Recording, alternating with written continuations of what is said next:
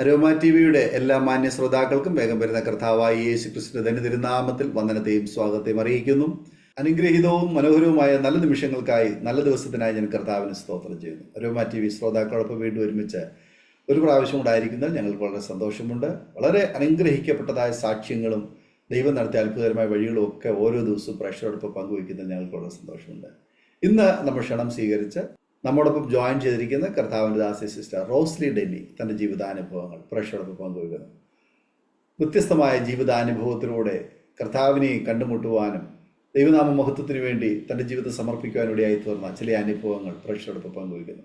ശ്രദ്ധേയമായ ഈ സാക്ഷ്യം തീർച്ചയായിട്ടും പ്രേക്ഷകർക്ക് അനുഗ്രഹമായി തീരും. ശ്രദ്ധയോടെ പ്രാർത്ഥന സ്കിപ്പ് ചെയ്ത് അവസാനം വരെ കാണുകയും കേൾക്കുകയും ചെയ്യുക. നിങ്ങളുടെ പ്രിയപ്പെട്ടവർക്ക്, സുഹൃത്തുക്കൾക്ക് ഷെയർ ചെയ്ത് കൊടുക്കണം. നിങ്ങളുടെ വലിയ അഭിപ്രായങ്ങളും നിർദ്ദേശങ്ങളും കമൻറ്റ് ബോക്സിൽ രേഖപ്പെടുത്താൻ മറക്കരുത്. ഒരു പ്രാർത്ഥന ആവശ്യമുണ്ട് ഞങ്ങളുമായി പങ്കുവയ്ക്കാൻ നിങ്ങൾ ആഗ്രഹിക്കുന്നുവെങ്കിൽ തീർച്ചയായിട്ടും സ്കിൽ കാണുന്ന വാട്സപ്പ് നമ്പറിൽ ഞങ്ങൾ അറിയിച്ചാൽ ഞങ്ങൾ നിങ്ങൾക്ക് വേണ്ടി പ്രാർത്ഥിക്കുന്നു. സാക്ഷ്യം പറഞ്ഞ പ്രിയപ്പെട്ടവരോടൊപ്പം എല്ലാ തിങ്കളാഴ്ചയും രാത്രി 8:30 മണി മുതൽ നിങ്ങളുടെ ഭാരങ്ങൾ, നിങ്ങളുടെ പ്രയാസങ്ങൾ, നിങ്ങളുടെ വിഷയങ്ങൾ എന്തു തന്നെ ആയിക്കൊള്ളട്ടെ, അത് ഞങ്ങളുമായി പങ്കുവച്ചാൽ ഞങ്ങൾ നിങ്ങൾക്ക് വേണ്ടി പ്രാർത്ഥിക്കാൻ സമയം വേർതിരിക്കുന്നു. നിങ്ങൾക്കും ആ കൂട്ടായ്മയിൽ സംബന്ധിക്കാം. എല്ലാ തിങ്കളാഴ്ചയും രാത്രി 8:30 മണി മുതൽ ഞങ്ങളുമായി നിങ്ങൾ പങ്കെടുക്കുക. കർത്താവ് നമ്മെ സഹായിക്കട്ടെ. കർത്താവിന്റെ വിലപ്പെട്ട ദാസി സിസ്റ്റർ റോസ്ലി ഡെന്നിയെ തികഞ്ഞ സ്നേഹത്തോടും ആദരവോടും കൂടി അരോമ ടി വി പ്രേക്ഷകരോടൊപ്പം സമയം ചെലവഴിക്കുന്നതിനായിട്ട് ക്ഷണിച്ചുകൊള്ളും. കർത്താവായ യേശുക്രിസ്തുവിന്റെ നാമത്തിൽ ഈ പകൽക്കാലം വന്ദനവും സ്നേഹവും അറിയിക്കുന്നു. അരോമ ടി വി ചാനലിനോടുകൂടി ബന്ധത്തിൽ ഇന്ന് പകൽക്കാലം എൻ്റെ അനുഭവ സാക്ഷ്യം പറയുവാൻ സ്വർഗത്തിലെ ദൈവം ഇങ്ങനൊരു അവസരം ഒരുക്കി തന്ന ദൈവത്തിന് സകല മാനവും മഹത്വം അർപ്പിക്കുകയാണ്. അരോമ ടി വി ചാനലിന്റെ ചാനൽ പ്രവർത്തനമായിരിക്കുന്ന കർത്താവിന്റെ ദാസൻ പാസ്റ്റർ ഡാനിയൽ ജോണിനോട് ഒരുമിച്ച് ഇന്ന് പകൽക്കാലമായിരിക്കുന്നതിൽ ഞാൻ ദൈവത്തിന് വാഴ്ത്തുന്നു. ഈ അരോമ ടി വിയിലൂടെ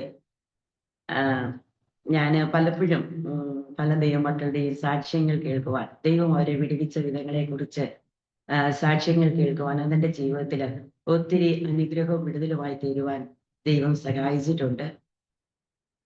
പലരുടെയും സാക്ഷ്യങ്ങൾ കഴിഞ്ഞ നാളുകൾ കേൾക്കുവാൻ ദൈവം സഹായിച്ചു. ഈ ചാനലിൽ ഈ അരോമ ടി വിയിൽ എന്നെ പരിചയപ്പെടുത്തിയത് ബീഹാർ കർത്താവിന്റെ പേര് ചെയ്യുന്ന കർത്താവിന്റെ ദാസി മിനി സുരേഷ് എന്ന ദൈവദാസിയാണ് എന്നെ ഈ മീറ്റിങ്ങിലേക്ക് എന്നെ പരിചയപ്പെടുത്തുവാൻ ഇടയായി തീർന്നത്. ഞങ്ങൾ തമ്മിലുള്ള പരിചയം എന്ന് പറയുന്നത് 7 വർഷമായിട്ട് ഞങ്ങൾ തമ്മിൽ ഒരു ബന്ധമുണ്ട്. കാരണം സഹോദരിമാരുടെ മീറ്റിങ്ങിനുള്ള ബന്ധത്തിൽ സഹോദരി കൂട്ടായ്മ എന്ന് പറഞ്ഞൊരു മീറ്റിങ്ങിൽ ഞങ്ങൾക്ക് ഒരുമിച്ച് പ്രാർത്ഥനാ മീറ്റിങ്ങിലായിരിക്കാൻ ദൈവം സഹായിച്ചു. ആ പരിചയത്തിലാണ് ഈ മീറ്റിങ്ങിൽ എനിക്ക് ഒരവസരം ഒരുക്കി തരുവാൻ ഇടയായി തീർന്നത്. അതിനാൽ ഞാൻ ദൈവത്തെ സ്തുതിക്കുന്നു. ഞങ്ങളുടെ സഹോദരി കൂട്ടായ്മയെ കുറിച്ച് ഒരു വാക്ക് പറയുന്നത് നല്ലത് ഞാൻ ചിന്തിക്കുന്നു. ഒത്തിരി സഹോദരിമാർ മനം തകർന്ന അല്ലെങ്കിൽ പ്രയാസങ്ങളിലൂടെ നിരാശയിലൂടെ കടന്നു പോകുന്ന ഒത്തിരി സഹോദരിമാർക്ക് ആ കൂട്ടായ്മ ഒരു അനുഗ്രഹമായിട്ടുണ്ട്. ആ കൂട്ടായ്മ നടത്തുന്നത് ലില്ലി റെജി എന്ന് പറഞ്ഞ ഒരു കർത്താവിന്റെ ദാസിയാണ്. പ്രിയ കർത്താവിന്റെ ദാസി അമേരിക്കയിൽ നിന്നാണ് പങ്കുകൊള്ളുന്നത്. 100-600 പേരോളം ആ മീറ്റിങ്ങിൽ പങ്കുകൊള്ളുന്നു. അങ്ങനെയാണ് ഞങ്ങൾക്ക് ഒരുമിച്ച് ആ പ്രാർത്ഥനാ ഗ്രൂപ്പിൽ പങ്കുകൊള്ളുവാനും ഇങ്ങനെ ഒരു അവസരം പങ്കുവെക്കുവാനും ദൈവം ഇടയാക്കി തീർത്തത്. അതിനാൽ ഞാൻ ദൈവത്തെ സ്തുതിക്കുകയാണ്. അരോമ ടി വി ചാനലിൽ കൂടെ കേൾക്കുമ്പോൾ ഒത്തിരി എന്നെ ധൈര്യപ്പെടുത്തി ഒത്തിരി സാക്ഷ്യങ്ങൾ ഞാൻ കേൾക്കുവാൻ ഇടയായി തീർന്നിട്ടുണ്ട്. അതൊക്കെ എന്റെ ജീവിതത്തിൽ ഞാനും പലപ്പോഴും ചിന്തിച്ചിട്ടുണ്ട്. ഈ ടി വിയിൽ കർത്താവ് എന്നെ വിടുവിച്ച വിധങ്ങളെ കുറിച്ച് പറയണമെന്ന് ഞാനും ഒത്തിരി ആഗ്രഹിച്ചിട്ടുണ്ട്. എന്നാൽ ഇങ്ങനെ ഒരു അവസരം ദൈവം ഒരുക്കി തന്നതിന് ഞാൻ നന്ദി പറയുന്നു. എൻ്റെ ജീവിത സാക്ഷ്യം എന്ന് പറയുന്നത് എൻ്റെ നാട് ഇടുക്കി ജില്ലയിൽ പണിക്കൻകുടി എന്ന് പറയുന്ന ഒരു കൊച്ചു ഗ്രാമപ്രദേശമാണ് എൻ്റേത്. അവിടെ ഒരു റോമൻ കത്തോലിക്ക കുടുംബത്തിലാണ് ഞാൻ ജനിച്ചു വളർന്നത്. എൻ്റെ മാതാപിതാക്കൾ, എൻ്റെ ചാച്ചൻ പാലാ സ്വദേശിയാണ്. എൻ്റെ അമ്മ കോതമംഗലം കാരിയായിരുന്നു. എൻ്റെ വലിയപ്പച്ചന്മാരെല്ലാം അവിടേക്ക് ആയിരുന്നത്. എൻ്റെ അമ്മ ജനിച്ചു വളർന്നതും ഇടുക്കിയിലാണ്. അപ്പൊ ഹൈറേഞ്ചിന്റെ ആ കാലഘട്ടത്തിലാണ് അവരെല്ലാം അവിടെ 25 വയസ്സ് ആയപ്പോഴാണ് എൻ്റെ ചാച്ചൻ ഹൈറേഞ്ചിലേക്ക് പോയതും അവിടെ വെച്ച് എൻ്റെ മാതാപിതാക്കൾ വിവാഹിതരായി. അതിനുശേഷം അവർക്ക് എൻ്റെ കുടുംബത്തെ കുറിച്ച് പരിചയപ്പെടുമ്പോൾ ഞങ്ങൾ 3 മക്കളായിരുന്നു. എൻ്റെ ചാച്ചനും അമ്മച്ചിയും. എൻ്റെ മൂത്തത് 2 പേരാണ്. എനിക്കൊരു ആങ്ങളയുണ്ട്, ഒരു ചേച്ചി ഉണ്ടായിരുന്നു. എനിക്ക് 3 വയസ്സൊക്കെ ഉള്ളപ്പോൾ എൻ്റെ ചേച്ചി ഈ ലോകത്തുനിന്ന് മാറ്റപ്പെട്ടു. ചേച്ചിയുടെ മരണം ഒത്തിരി പ്രയാസങ്ങളിലൂടെ അല്ലെങ്കിൽ ഒന്നുമില്ലായ്മയിലൂടെ കഷ്ടപ്പാടുകളിലൂടെയാണ് എൻ്റെ മാതാപിതാക്കൾ ഹൈറേഞ്ചില് ആ കാലഘട്ടത്തിൽ ജീവിച്ച് വന്നത്. എൻ്റെ ചേച്ചിയുടെ മരണം എനിക്ക് 3 വയസ്സുള്ളപ്പോൾ ആയപ്പോൾ ചേച്ചിക്ക് 8 വയസ്സുണ്ടായിരുന്നു. ചേച്ചി മരിച്ചതോടുകൂടി എൻ്റെ ചാച്ചൻ നല്ല മദ്യപാനിയായി മാറി. മാതാപിതാക്കൾ ഒരുമിച്ച് കഷ്ടപ്പെട്ട് കരകയറി വരേണ്ട ആ സാഹചര്യത്തില് ചേച്ചിയുടെ മരണം എൻ്റെ പിതാവിനെ ഒത്തിരി മാനസികമായിട്ട് തകർത്ത് കളഞ്ഞു. മദ്യപാനത്തിന് ഇടയായി. അമ്മയെ സ്നേഹിക്കാൻ കഴിയാതെ അല്ലെങ്കിൽ കുടുംബത്തിൽ സമാധാനമില്ലാത്ത ഒരു ബാല്യകാലമാണ് എൻ്റെ ജീവിതത്തിൽ ഉണ്ടായിരുന്നത്. എൻ്റെ അപ്പച്ചൻ വലിയ പള്ളി ഭക്തനൊന്നുമല്ലായിരുന്നു. പാലായില് റോമൻ കത്തോലിക്കയിൽ ജനിച്ചു വളർന്ന ആളാണെങ്കിലും ഹൈറേഞ്ചിൽ കയറി മദ്യപാനമൊക്കെ തുടങ്ങി വലിയ ആത്മീയ ജീവിതം എന്ന് പറയുന്നൊന്നുമില്ല. ദുഃഖവെള്ളി ആഴ്ച കഷ്ടിച്ചൊന്ന് പള്ളിയിൽ പോയാലായി, അത്ര മാത്രമേ ഉള്ളൂ. എന്നാൽ എൻ്റെ അപ്പച്ചന് ഒരു സന്തോഷമുള്ള കാര്യം, മാസത്തിൽ 1 മാസം കുടിച്ചാൽ പിറ്റേ 1 മാസം അങ്ങനെ കുടിക്കത്തില്ല. പിന്നീട് നാളുകൾ കഴിഞ്ഞു വരും തോറും കുടുംബകലഹങ്ങൾ മാറിയിട്ട് ഒരു ദിവസം ഇല്ലാത്ത ദിവസങ്ങളായിരുന്നു എൻ്റെ ബാല്യകാലം. എൻ്റെ മാതാപിതാക്കൾ പരസ്പരം സ്നേഹിക്കാൻ കഴിയാതെ വളരെ കലഹത്തിലൂടെയായിരുന്നു. കാരണം മറ്റ് പ്രായമുള്ളവർ പറയുന്ന പോലെ ഭർത്താവ് തൂമ്പ എടുക്കുമ്പോൾ ഭാര്യ കൊട്ടയെടുക്കുമെന്ന് ഞങ്ങളുടെ ഇടുക്കിക്കാർ പറയും. അതുപോലെ കഷ്ടപ്പെടുന്ന ഒരു അമ്മയും അതുപോലെ കഷ്ടപ്പെടുന്ന അപ്പച്ചനുമായിരുന്നു. പക്ഷേ വൈകുന്നേരമാകുമ്പോൾ ഞങ്ങൾക്ക് ഒരുക്കി വെച്ചിരിക്കുന്ന ഭക്ഷണം കഴിക്കാൻ കഴിയും. പല രാത്രികളും എൻ്റെ അമ്മ ഈ ഇരുട്ടത്ത് ഇറങ്ങി ഒരു കാപ്പിച്ചൂട്ടിലോ അല്ലെങ്കിൽ അങ്ങനെയൊക്കെയുള്ള അനുഭവങ്ങൾ, നേരം വെളുക്കുമ്പോൾ ഭവനത്തിൽ കയറി വരും. ഇങ്ങനെ ഏറിയ വർഷങ്ങൾ ഞങ്ങളുടെ ജീവിതത്തിൽ സ്വസ്ഥതയും സമാധാനവും ഇല്ല. എന്നാൽ പ്രിയമുള്ളവരെ, ഞങ്ങളുടെ ജീവിതത്തിലേക്ക് ഒത്തിരി വേദനിപ്പിക്കുന്ന അനുഭവങ്ങൾ കടന്നു വന്നു. എൻ്റെ ചെറുപ്രായം എന്ന് പറയുമ്പോൾ ഞാൻ 5ാം ക്ലാസ്സിൽ പഠിക്കുന്ന സമയം ഒരു ദിവസം വൈകിട്ട് ഞങ്ങളുടെ ഒത്തിരി കൃഷി ഉള്ള ഒരു കാലഘട്ടമാണ്. നല്ല മുളക് എല്ലാം ഞങ്ങളുടെ നാട്ടിൽ നന്നായിട്ട് കൃഷി ചെയ്യുന്ന ഒരു വീടാണ് എൻ്റെ. അപ്പോഴ് ഞാൻ 5ാം ക്ലാസ്സിൽ പഠിക്കുന്ന ആ സമയം ഒരു ദിവസം വൈകിട്ട് എൻ്റെ കാലിന് നല്ല ശക്തമായ വലത്ത് കാലിന് നല്ല വേദന ആരംഭിച്ചു. ആ വേദന ആരംഭിച്ച് എൻ്റെ ശരീരത്തെ അത് ബാധിച്ചു. വൈകുന്നേരം 5 മണിക്ക് തുടങ്ങിയ ആ വേദന രാത്രി ആയപ്പോഴത്തേക്ക് എന്നെ നന്നായി പനിക്കാനാണ് തുടങ്ങി. ആ പനി എന്നെ 1 മാസത്തോളം ആശുപത്രിയിൽ അഡ്മിറ്റ് ആക്കി. കാരണം ഒരു ആശുപത്രിയിൽ കൊണ്ടുചെല്ലും, ഞങ്ങളുടെ ഹൈറേഞ്ചിൽ അന്ന് വലിയ ആശുപത്രികളിലൊന്നുമില്ല. കോതമംഗലം എന്ന് പറഞ്ഞ സ്ഥലത്ത് വന്നാലേ ഞങ്ങൾക്ക് വലിയൊരു ആശുപത്രിയിൽ ട്രീറ്റ്മെന്റ് കിട്ടത്തുള്ളൂ.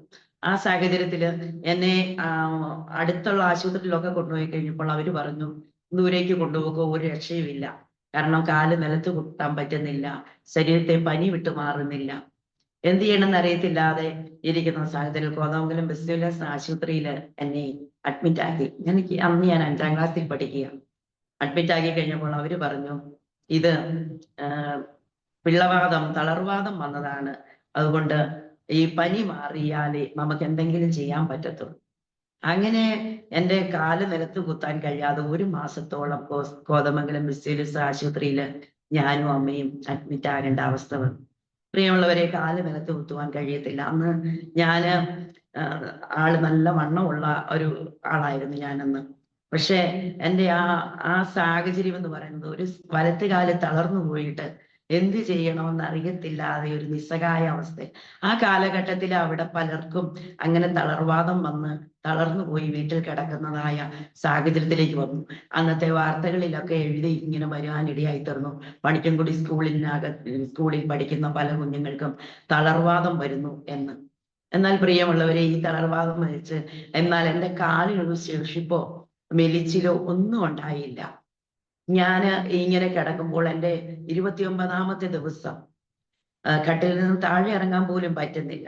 ഐസ് കട്ട വെച്ച് എൻ്റെ തല തണുപ്പിച്ച് എൻ്റെ പനി മാറ്റിച്ചു.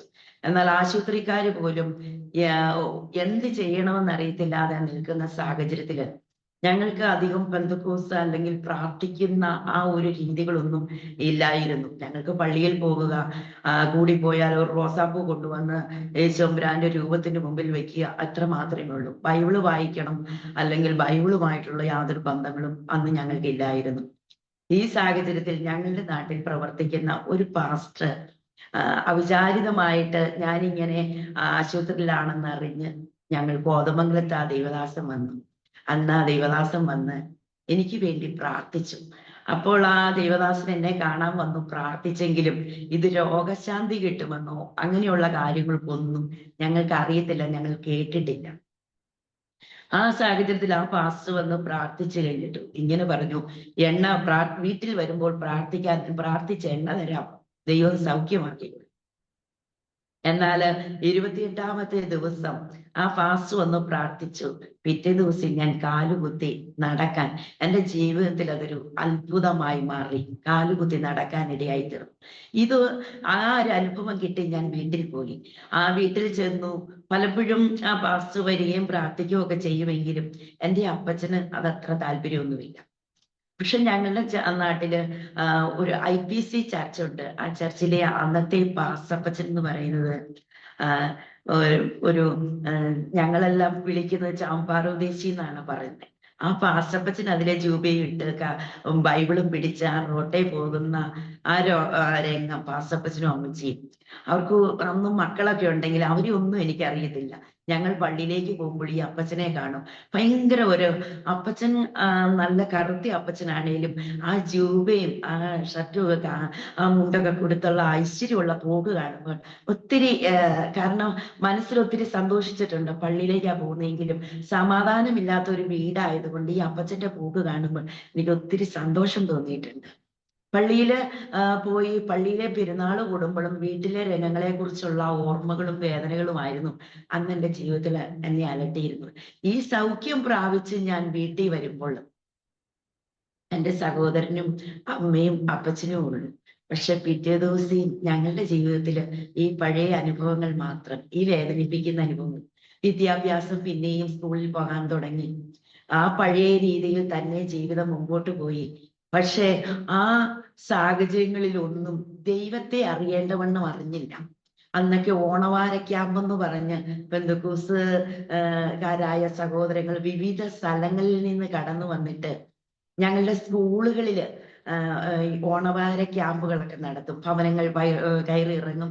വൈകിട്ട് അവർ കൺവെൻഷൻ മീറ്റിങ്ങുകളൊക്കെ നടത്തും. ആ കൺവെൻഷൻ മീറ്റിങ്ങുകളൊക്കെ നടത്തുമ്പോൾ ഒരു ദിവസം ഞാൻ എൻ്റെ ചാച്ചനോട് പറഞ്ഞു, ചാച്ചാ അവിടെ പാട്ടൊക്കെ പാടുന്നുണ്ട്, അപ്പൊ ഒന്ന് പോകുന്നത് കേൾക്കാൻ പോകാമല്ലോ. അപ്പോൾ എൻ്റെ ചാച്ചൻ സമ്മതിച്ചു. അന്ന് അവിടെ ചെല്ലുമ്പോഴാണ് ഞാൻ ആദ്യമായിട്ട് ദൈവകൃപയിൽ ഞാൻ ആശ്രയിച്ചെന്നുള്ള പാട്ട് കേൾക്കുന്നത്. ആ പാട്ടൊക്കെ കേട്ടിട്ട് ഭവനത്തിലേക്ക് പോരുമ്പോൾ മദ്യപിച്ച് കൂടെ വരുന്ന ഒരു അപ്പച്ചനെ ഞാൻ കണ്ടു. അന്നത്തെ പാട്ടിനിടയിൽ ഭയങ്കര സന്തോഷമായിരുന്നു. ആ പാട്ടൊക്കെ കഴിഞ്ഞ് വീട്ടിൽ വന്നു. പിറ്റേ ദിവസം രാവിലെ ഭവന സന്ദർശനം ഈ സഹോദരങ്ങൾ വരുമ്പോൾ എൻ്റെ വീട്ടിലും വന്നു. എൻ്റെ വീട്ടിൽ വന്നു കഴിഞ്ഞപ്പോൾ അമ്മച്ചി അവരോട്, അപ്പച്ചനില്ലാത്തത് കൊണ്ട് അമ്മച്ചി അവരോട് ഞങ്ങളുടെ വീടിന്റെ അനുഭവങ്ങളെ കുറിച്ചൊക്കെ പറയും. അപ്പോൾ ആ ആന്റി ഇങ്ങനെ പറഞ്ഞു, ഇവളെ ദൈവം കണ്ടിട്ടുണ്ട്, ദൈവം ഈ കുട്ടിയെ ദൈവനാമത്തിന് വേണ്ടി വേർതിരിക്കും.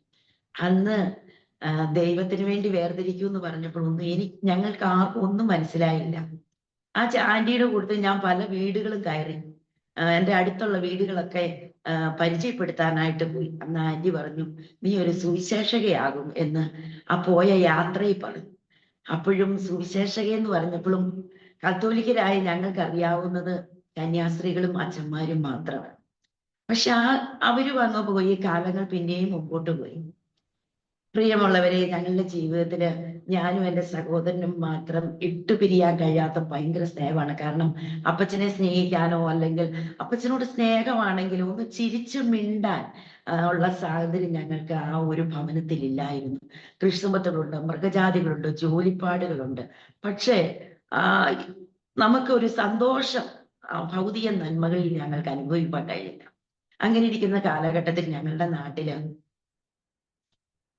സ്കൂളുകളൊക്കെ ഉണ്ട്, പള്ളി. അപ്പൊ പള്ളികളിലൊക്കെ, പള്ളിയിലെ ഈ സിനിമ തിയേറ്ററുകളൊക്കെ അങ്ങും ഞങ്ങൾക്ക് വളരെ ദൂരമുള്ള സാഹചര്യത്തിലാണ്. അപ്പം സിനിമകളൊക്കെ ഈ സ്കൂൾ കെട്ടിടങ്ങളിൽ നടത്തും. ആ സ്കൂൾ കെട്ടിടങ്ങളിൽ സിനിമയൊക്കെ നടത്തുമ്പോൾ കൊണ്ടുവന്ന് നടത്തുമ്പോൾ അതിൽ നിന്ന് കിട്ടുന്ന പൈസകളൊക്കെ സഭയുടെ പള്ളികളുടെ ഫണ്ടിലേക്ക് എടുക്കുന്നതിന് വേണ്ടിയൊക്കെ ചെയ്യുന്ന ഒരു കാലഘട്ടം. ഇപ്പൊ ടിക്കറ്റ് വിൽക്കുന്നവർക്ക് ഫ്രീ ആയിട്ട് പോയി സിനിമ കാണും. അപ്പോൾ എനിക്ക് ഇച്ചിരി സിനിമയൊക്കെ കാണുന്നത് ഭയങ്കര ഇഷ്ടമുള്ള കൂട്ടത്തിലായി. എത്ര കാണാൻ പറ്റുമോ അത്രയും കാണണം എന്നൊക്കെ. അപ്പോൾ ടിക്കറ്റ് വിറ്റ് പൈസ ഉണ്ടാക്കും ഞാൻ. ഒരു ടിക്കറ്റ് അല്ലെങ്കിൽ 2 ടിക്കറ്റ് ഒക്കെ ഫ്രീ കിട്ടും. ഇതിന് കാണാൻ പോകും. അല്ലാതെ പോകാനുള്ള സ്വാതന്ത്ര്യം വീട്ടിലില്ല. ഒറ്റയ്ക്ക് ഒരു ബന്ധു വീട്ടിൽ പോകാനുള്ള സ്വാതന്ത്ര്യമില്ല. ഈ പള്ളി വരുന്ന പരിപാടി ആയതുകൊണ്ട് അതിന് പോകാൻ ഞങ്ങൾക്ക് സാധിക്കും. അപ്പൊ അങ്ങനെ ഞങ്ങളുടെ പള്ളിയില് ഒരിക്കലൊരു സിനിമാ പ്രദർശനം നടത്തുക. ആ സിനിമാ പ്രദർശനത്തിന് നടത്തുമ്പോൾ അതിന്റെ അനൗൺസ്മെന്റ് നടത്താനായിട്ട് എൻ്റെ ആങ്ങളെ വിളിച്ചു. എനിക്കൊരു ആങ്ങളേ ഉള്ളൂ. അപ്പൊ എൻ്റെ ആങ്ങളെ ഇതിന്റെ അനൗൺസ്മെന്റിന് അപ്പൊ രാവിലെ തൊട്ട് ഇങ്ങനെ ഞങ്ങളുടെ ഹൈ റേഞ്ചിൽ എത്രമാത്രം ദൂരം ജീപ്പിൽ നടന്ന് അനൗൺസ്മെന്റ് ചെയ്യാമോ അത്രയും ദൂരം അനൗൺസ്മെന്റ് ചെയ്യാനുള്ള സാഹചര്യമുണ്ട്. അപ്പോൾ എൻ്റെ ആങ്ങളെ രാവിലെ ഇങ്ങനെ അനൗൺസ്മെന്റ് ചെയ്യാനായിട്ട് പോയി. അന്ന് ഞാനും എൻ്റെ അമ്മച്ചിയും കൂടെ ഇങ്ങനെ ഹൈറേഞ്ചിൽ ഇങ്ങനെ അയ്യത്ത് പണിയൊക്കെ ചെയ്യുന്ന സമയം അന്ന് ഞങ്ങൾക്ക് എൻ്റെ ചാച്ചനൊരു 2 ഇടത്ത് ഞങ്ങൾക്ക് അന്ന് വീടുണ്ട്. സിറ്റിയിലൊരു വീട്. അന്ന് സിറ്റി എന്ന് പറയുമ്പോൾ കൊച്ചു ടൗണ്. പണിക്കുമുടി എന്ന് പറയുന്ന ആ കൊച്ചു ടൗണിൻ്റെ ഒരു സ്കൂളിനോട് ചേർന്ന് ഞങ്ങൾക്ക് അന്ന് വീടുണ്ട്. അല്ലാതെ ഞങ്ങൾക്ക് താമസിക്കാനൊരു സാമ്പത്തികമായി ഞങ്ങൾ ഒരുമാതിരി രക്ഷപ്പെട്ടു. ആ കടയില് ഇങ്ങനെ കടകളൊക്കെ നടത്തുന്ന സമയം പെട്ടെന്ന് ഞാൻ എൻ്റെ അമ്മച്ചിയും ജോലിയെല്ലാം കഴിഞ്ഞ് അയ്യത്തെ ജോലിയെല്ലാം കഴിഞ്ഞ് എൻ്റെ അമ്മച്ചിയുടെ കൂടെ വീട്ടിലിരിക്കുമ്പോൾ ഞാനിങ്ങനെ ചാച്ചൻ ഇരിക്കുന്ന ആ കടയിലേക്ക് ചെന്നു. പെട്ടെന്നാണ് ഞാൻ അറിയുന്നത് എൻ്റെ സഹോദരന് ഈ യാത്ര ചെയ്യുന്ന ഈ അനൗൺസ്മെന്റിന് പോകുന്ന യാത്രയിൽ ഈ ജീപ്പ് മറിഞ്ഞു. ആക്സിഡന്റ് പറ്റി വണ്ടിക്കടിയിൽ പോയി. അന്ന് ഞങ്ങളുടെ നാട്ടിൽ വഴിയൊന്നുമില്ല. റോഡൊന്നും പറയാൻ പോലും ഇല്ല. ഒരു കല്ലേന്ന് ഒരു കല്ലിലേക്ക് ചാടുന്നതാ വഴി. അപ്പൊ അതിലൂടെ ജീപ്പ് മാത്രമേ അന്നും ജീപ്പുകൾ വളരെ കുറവാണ്.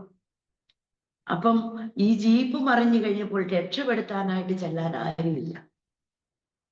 ഈ ജീപ്പില് അന്ന് ആ ജീപ്പ് മറിഞ്ഞു കഴിഞ്ഞപ്പോൾ ഈ ഡ്രൈവർ ആയിരിക്കുന്ന ആ ചേട്ടനാണ് ഈ ജീപ്പ് പൊക്കാൻ ശ്രമിക്കുന്നത്. പിന്നെ അവിടുത്തെ കരച്ചിൽ കേട്ട് പലരും ചെന്നു. എൻ്റെ സഹോദരനെ വണ്ടിയിൽ നിന്ന് ഇറക്കുമ്പോൾ കാലെല്ലാം രക്തത്തിൽ കുളിച്ച് മൂക്കിൽ കൂടെയും വായിക്കൂടെയും രക്തം വന്ന് ഒരു വല്ലാത്ത പരുവത്തിലാണ് ഈ വണ്ടിയുടെ അടിയിൽ നിന്ന് എടുക്കുന്നത്. അവിടെ നിന്ന് മറ്റൊരു ജീപ്പിൽ കയറ്റി ഞങ്ങളുടെ അടുത്ത് കൊണ്ടുവരുമ്പോൾ ആശുപത്രിയിൽ ഒരു കൊച്ചു ക്ലിനിക്കാണ്. അവിടുത്തെ ഡോക്ടർ പറഞ്ഞു 3 മണിക്കൂറിനകം കോട്ടയം മെഡിക്കൽ കോളേജിൽ എത്തിച്ചാൽ ആളെ രക്ഷപ്പെടുത്താൻ പറ്റും, ഇല്ലെങ്കിൽ സാധിക്കത്തില്ല. എൻ്റെ പ്രിയമുള്ളവരെ, ആ സംഭവം ഞങ്ങളുടെ നാടിനെ പോലും നടുക്കി. കാരണം ഞങ്ങളുടെ നാട്ടിൽ അറിയപ്പെടുന്ന ഒരു +2 എൻ്റെ അന്ന് PDC ഞാൻ പഠിക്കുന്നതെങ്കിലും അറിയപ്പെടുന്ന ഒരു നല്ല മനുഷ്യനായിരുന്നു. ദേശത്ത് എല്ലാവരും അന്ന് രാത്രിയിൽ വിളക്കണച്ച വീടുകളില്ല. ആ സമയം പ്രാർത്ഥനയോടെ ഹിന്ദുക്കളായാലും എല്ലാ മതസ്ഥരും പ്രാർത്ഥിക്കുകയാണ്. എൻ്റെ സഹോദരനെ കോട്ടയം മെഡിക്കൽ കോളേജിൽ കൊണ്ടുപോയിട്ട് കിടത്തി കഴിഞ്ഞപ്പോൾ ഡോക്ടർമാരെ ചെക്ക് ചെയ്തിട്ട് പറഞ്ഞു, തല പെട്ടെന്ന് അവര് മൊട്ടയടിച്ചു. പറഞ്ഞു തലയുടെ സെറിബറം എന്ന ഭാഗം, തലയുടെ ഈ സെറിബറം എന്ന ഭാഗം പൊട്ടി. ഒരു ഓപ്പറേഷൻ വേണ്ടി വരും, ഇല്ലെങ്കിൽ ആള് പോകും, അല്ലെങ്കിൽ ഓർമ്മശക്തി നശിച്ച ഒരു മാനസിക രോഗിയെ പോലെ ആയിത്തീരുമെന്ന്. ആ സാഹചര്യത്തിൽ എൻ്റെ മാതാവും പിതാവും വളരെ ഒരു മകനുള്ളത് ലോകത്തുനിന്ന് മാറ്റപ്പെടും എന്നുള്ള ആ ചിന്തയിലേക്ക് കടന്നു വന്നു. ആ പ്രതിസന്ധി ഇങ്ങനെ നിൽക്കുമ്പോൾ ആശുപത്രി കിടക്കേണ്ടി അനേക ദൈവമക്കൾ പല പ്രിയപ്പെട്ടവരും കടന്നിയെന്ന്, ആശുപത്രി സന്ദർശിക്കുന്ന പല ദൈവമക്കളും കടന്നിയെന്ന് പ്രാർത്ഥിക്കാനായിട്ടിടയായിട്ട്. അത്ഭുതമെന്ന് പറയട്ടെ, 1 മാസത്തിനകം എൻ്റെ സഹോദരന്റെ ആശുപത്രി കിടക്ക വിട്ട് വീട്ടിലേക്ക് വരാനായിട്ട് ഇടയായി. വീട്ടിലേക്ക് എൻ്റെ സഹോദരൻ വരുമ്പോൾ ഓപ്പറേഷൻ ഒന്നും കൂടാതെ ദൈവം പിടിപ്പിച്ചു. പക്ഷെ വീട്ടിൽ വരുമ്പോൾ എൻ്റെ സഹോദരന് നീ ഏതാണെന്ന് അത്രമാത്രം സ്നേഹിച്ച് കഴിയുന്ന എന്നെ പോലും തിരിച്ചറിയാൻ കഴിയാത്ത ഒരവസ്ഥയിലായിരുന്നു. നീ വൈകുന്നേരം ആകുമ്പോഴത്തേനും ഓർമ്മയങ്ങ് പോകും, ഏതാണ് എന്താണ് ഒന്നും അറിയത്തില്ല. അങ്ങനെ ഞങ്ങള് ഒത്തിരി, കാരണം എൻ്റെ ചേച്ചി മരിച്ചത് 3 വയസ്സുള്ളപ്പോഴാണെങ്കിൽ എനിക്ക് ഭയങ്കര ദുഃഖമായിരുന്നു. എൻ്റെ സഹോദരൻ എന്ന് പറയുന്നത് എനിക്ക് സ്നേഹിക്കാൻ മറ്റാരുമില്ല. കാരണം അത്രമാത്രം ഞങ്ങള്, എൻ്റെ സഹോദരൻ വൈകുന്നേരമാകുമ്പോൾ നീ ഏതാ എന്ന് ചോദിക്കുന്ന ആ മാനസികാവസ്ഥയിലേക്ക് എത്തി. അപ്പോൾ ഡോക്ടർമാര് പറഞ്ഞത് ഇങ്ങനെ ഒരു മാനസികാവസ്ഥ വരും, അല്ലെങ്കിൽ നോർമലായി കിട്ടത്തില്ലെന്ന്. എൻ്റെ പ്രിയമുള്ളവരെ, അന്ന് ഞങ്ങളുടെ നാട്ടിലുള്ള ഞാൻ പറഞ്ഞ ചാമ്പാറയിലെ ഉപദേശിയപ്പച്ചൻ വന്ന് ഒരു ദിവസം വൈകിട്ട് ആ അപ്പച്ചൻ വന്ന് എൻ്റെ സഹോദരന് വേണ്ടി കൈവച്ചു പ്രാർത്ഥിച്ചു. അത്ഭുതമെന്ന് പറയട്ടെ, അന്ന് എൻ്റെ സഹോദരന് ഓർമ്മയും നല്ല ഒരു ദൈവീക വിടുതൽ എൻ്റെ സഹോദരൻ ഉണ്ടാകാനായിട്ട് ഇടയായിത്തീർന്നു. അത് ഞങ്ങളുടെ ജീവിതത്തിൽ, എൻ്റെ അമ്മയുടെയും ഒക്കെ ജീവിതത്തിൽ, എൻ്റെ സഹോദരന്റെ ജീവിതത്തിൽ അതൊരു വലിയ വിടുതലായിരുന്നു. അദ്ദേഹം, എൻ്റെ സഹോദരൻ ഇങ്ങനെ രഹസ്യമായിട്ട്, അന്ന് ഞങ്ങളുടെ വീട്ടിൽ ബൈബിളൊന്നും വലുതായിട്ടില്ല, പുതിയ നിയമത്തിന്റെ ഒരു ബൈബിളുണ്ട്, അതെന്റെ അപ്പച്ചന്റെ ജ്യേഷ്ഠൻ കൊടുത്തതാ, അത് മാത്രമേ ഉള്ളൂ. ആ ബൈബിള് രഹസ്യമായിട്ട് എടുത്തു വെച്ച് വായിക്കും എൻ്റെ സഹോദരൻ. അതൊന്നും വായിക്കുന്നത് ഞങ്ങൾ ആരും കണ്ടിട്ടില്ല. പക്ഷെ ഈ ഉപദേശിയപ്പച്ചൻ വന്ന് പ്രാർത്ഥിച്ചിട്ട് പറഞ്ഞു, നീ രഹസ്യമായിട്ട് വായിക്കുന്ന നിന്റെ തിരുവചനം, യേശുവിന് നിന്നെ ആവശ്യമുണ്ട് എന്ന് പറയുവാനിടയായിത്തീർന്നു. പ്രിയമുള്ളവരെ, അത് കഴിഞ്ഞ് ദിവസങ്ങൾ കഴിഞ്ഞപ്പോൾ ദുഃഖവെള്ളിയും കത്തോലിക്കരുടെ ഏറ്റവും ഭയങ്കര കാര്യമായി അവർ ആചരിക്കുന്ന ആ പെസഹാവ്യാഴും ദുഃഖവെള്ളിയും, അത് ഞങ്ങളുടെ ജീവിതത്തിൽ ദുഃഖം മാത്രമായിരുന്നു. പിന്നെയും ഒരു നിസ്സാരമായ അന്ന് ഞങ്ങൾക്ക് ഇങ്ങനെയൊക്കെയുള്ള പ്രയാസങ്ങളിലൂടെ കടന്നു പോകുന്നത് കൊണ്ട് എൻ്റെ അമ്മ അന്ന് ദുഃഖവെള്ളി, പെസഹ വ്യാഴാഴ്ച അപ്പം ഉണ്ടാക്കുകയോ ഒന്നും ചെയ്തില്ല. കാരണം ആങ്ങളയുടെ അവസ്ഥകളൊക്കെ ഉള്ളത് കൊണ്ട് ഞങ്ങളുടെ കുടുംബത്തിനൊരു വലിയ ഭാരമാണ്. പക്ഷെ അന്ന് എൻ്റെ പിതാവ് എൻ്റെ സഹോദരനോട് പറഞ്ഞു, ഈ പ്രാവശ്യം നമ്മൾ അപ്പം ഒന്നും ഉണ്ടാക്കുന്നില്ലല്ലോ, ഒരു റൊട്ടി വാങ്ങിച്ചോണ്ട് വരണം. എൻ്റെ സഹോദരൻ അന്ന് റൊട്ടി വാങ്ങിച്ചില്ല. അന്ന് കത്തോലിക്ക ഇതിലുണ്ട്, റൊട്ടിയില് കുരിശിന്റെ അടയാളം വെച്ച അപ്പം കൊണ്ടുവന്ന്, ബ്രെഡ് കൊണ്ടുവന്ന് മുറുക്കി അപ്പം ഉണ്ടാക്കാത്ത വീട്ടിൽ ഇങ്ങനെ ഒരു രീതി ഉണ്ടായിരുന്നു. പക്ഷെ ഇത് കൊണ്ടുവന്നില്ല.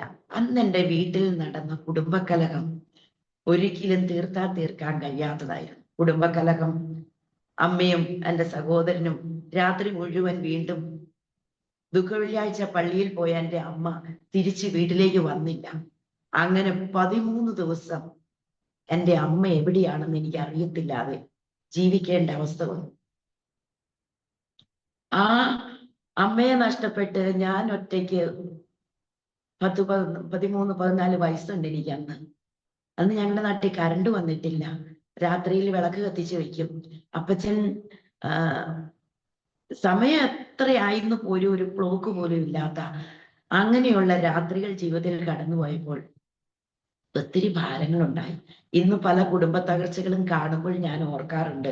പല കുടുംബത്തിലെയും പ്രശ്നങ്ങൾ കാണുമ്പോൾ ഞാൻ ഓർക്കാറുണ്ട് അവിടുത്തെ മക്കൾ അനുഭവിക്കുന്ന മാനസിക വ്യതകളെ കുറിച്ച്. എൻ്റെ പ്രിയമുള്ളവരെ, എൻ്റെ അമ്മ അന്ന് സഹോദരന്മാരുടെ അടുക്കിലേക്ക്, അമ്മയുടെ ഒരു സഹോദരന്റെ അടുക്കിലേക്കാണ് പോയത്. ദിവസങ്ങൾ കഴിഞ്ഞ് എൻ്റെ അമ്മയെ വരുന്ന രംഗവും ജീവിതത്തിൽ മറക്കാൻ കഴിയാത്ത അനുഭവങ്ങളായിരുന്നു. എൻ്റെ അമ്മ വരുന്ന അന്നും എൻ്റെ അപ്പച്ചൻ കുടിച്ച് അബോധാവസ്ഥയിലായി മാറി. അങ്ങനെ ഇരിക്കുമ്പോൾ ഞങ്ങൾക്ക് ആശ്രയിക്കാൻ മറ്റാരാണ്? കാരണം എല്ലാം ഉള്ള ചുറ്റുപാടുകളുടെ നടുവിൽ സാമ്പത്തികമുള്ള ഒരു കുടുംബമാണെങ്കിലും സമാധാനമില്ല. കൂലിപ്പണിക്ക് പോകുന്ന കുടുംബങ്ങൾക്ക് പോലുമുള്ള ഒരു സമാധാനം പോലും അന്ന് എൻ്റെ കുടുംബത്തിലില്ലായിരുന്നു. അങ്ങനെ ഇരിക്കുമ്പോൾ എൻ്റെ പിതാവിന്റെ ജ്യേഷ്ഠന്റെ വീട്ടിൽ ഒരു വിവാഹത്തിന് പോയി, ഞാനും എൻ്റെ സഹോദരനും കൂടി. അത് കട്ടപ്പനയാണ്. അവിടെ ചെന്ന് കഴിഞ്ഞപ്പോൾ അവിടുത്തെ എൻ്റെ ചാച്ചന്റെ ചേട്ടൻ, പേരപ്പൻ എന്നാണ് ഞങ്ങൾ വിളിക്കുന്നത്. പേരപ്പന്റെ മക്കളിൽ മൂത്തയാളായ ജോസ് കുഞ്ഞാഞ്ഞി അന്ന് വിശ്വാസത്തിലാണ്, പെന്തക്കോസ്ത് അനുഭവത്തിലാണ്. അവിടെ ചെന്ന് കഴിഞ്ഞപ്പോൾ ജോസ് കുഞ്ഞാഞ്ഞ എന്റെ ആങ്ങളയോട് സുവിശേഷമൊക്കെ പറഞ്ഞിട്ട് ഇങ്ങനെ പറഞ്ഞു, എടാ, ദൈവത്തിന് നിന്നെ കൊണ്ട് ആവശ്യമുണ്ട്, അതുകൊണ്ടാണ് മരണത്തിൽ നിന്നെ ദൈവം വിടുവിച്ചത്.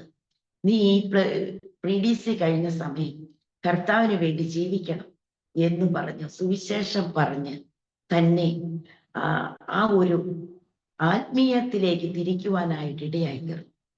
അതുവരെയും എന്റെ ആങ്ങളയ്ക്ക് രാഷ്ട്രീയത്തിൽ എങ്ങനെ മുന്നേറി പോകണം എന്നുള്ള ഒരു ചിന്ത മാത്രമേ ഉണ്ടായിരുന്നു. രാഷ്ട്രീയ കാര്യങ്ങളിൽ രാവും പകലും ഉറക്കളച്ച് നടക്കുന്ന എൻ്റെ സഹോദരൻ അവിടെ വെച്ച് ഒരു തീരുമാനമെടുത്തു.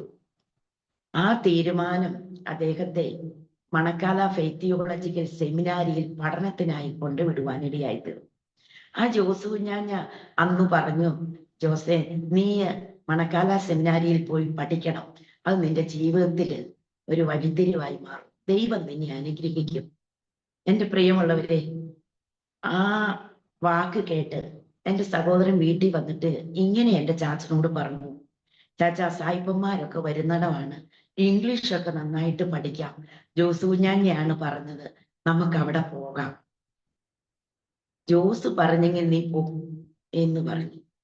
അങ്ങനെ എൻ്റെ സഹോദരൻ മണക്കാല ഫെയ്ത്ത് തിയോളജിക്കൽ സെമിനാരിൽ പഠിക്കാനായിട്ട് വന്നു.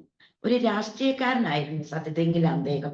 അന്ന് മണക്കാല വരുമ്പോൾ, ഇന്റർവ്യൂവിന് വരുമ്പോൾ ഒരു വേദപുസ്തകം കൊണ്ടുവരാൻ അദ്ദേഹത്തിന്റെ കയ്യിലില്ല. രക്ഷിക്കപ്പെട്ടു എന്ന് ചോദിച്ചാൽ എനിക്ക് അറിയത്തില്ല. മണക്കാല സെമിനാരിൽ വെച്ചാണ് സത്യത്തെങ്കിൽ എൻ്റെ സഹോദരൻ രക്ഷിക്കപ്പെടുകയും സ്നാനപ്പെട്ടതും അവിടെയാണ്. അവിടെ വെച്ച് തന്നെയാണ് അഭിഷേകം പ്രാപിപ്പാനും ഇടയായി തീർന്നത്. ഈ 4 വർഷം ഫെയ്ത്ത് തിയോളജിക്കൽ സെമിനാരി പഠിച്ചു കഴിഞ്ഞപ്പോൾ എനിക്ക് കൂടെ കത്തെഴുതും, നമ്മളുടെ ജീവിതം ഇങ്ങനെയൊന്നും അല്ല, ദൈവത്തിന് വേണ്ടി ദൈവം നമ്മളെ കാണുന്നുണ്ട്. അപ്പോഴ് ഒരു പെന്തിക്കോസുകാരനായി പോയ ആള്, അപ്പോൾ ഞാൻ പള്ളിയിലൊക്കെ പോകുമ്പം എൻ്റെ മനസ്സിലുള്ള ആഗ്രഹം ഏറ്റവും സുന്ദരിമാരായ പെൺകുട്ടികളെ കൊണ്ട് എൻ്റെ ആങ്ങളെ വിവാഹം കഴിപ്പിക്കണം. ഇതൊക്കെയായിരുന്നു എൻ്റെ ലക്ഷ്യം. അപ്പോഴാണ് ഞാൻ അറിയുന്നത് എൻ്റെ സഹോദരൻ ഒരു പെന്തിക്കോസുകാരനായി. അപ്പോൾ പെന്തിക്കോസുകാരുടെ രീതി എന്താണെന്നൊന്നും എനിക്ക് അറിയത്തില്ലെങ്കിലും അവിടെ സ്നാനപ്പെട്ടു എന്ന് പറഞ്ഞ് കത്ത് വന്നു. എൻ്റെ അമ്മയ്ക്ക് ഒത്തിരി മാനസികമായിട്ട് വിഷമം തോന്നി. എങ്കിലും എൻ്റെ അമ്മ പറഞ്ഞു, ദൈവത്തെ അറിയാനല്ലേ പോയി. പക്ഷെ എൻ്റെ അച്ഛനോട് ഞാൻ ഇതൊന്നും പറഞ്ഞില്ല കേട്ടോ.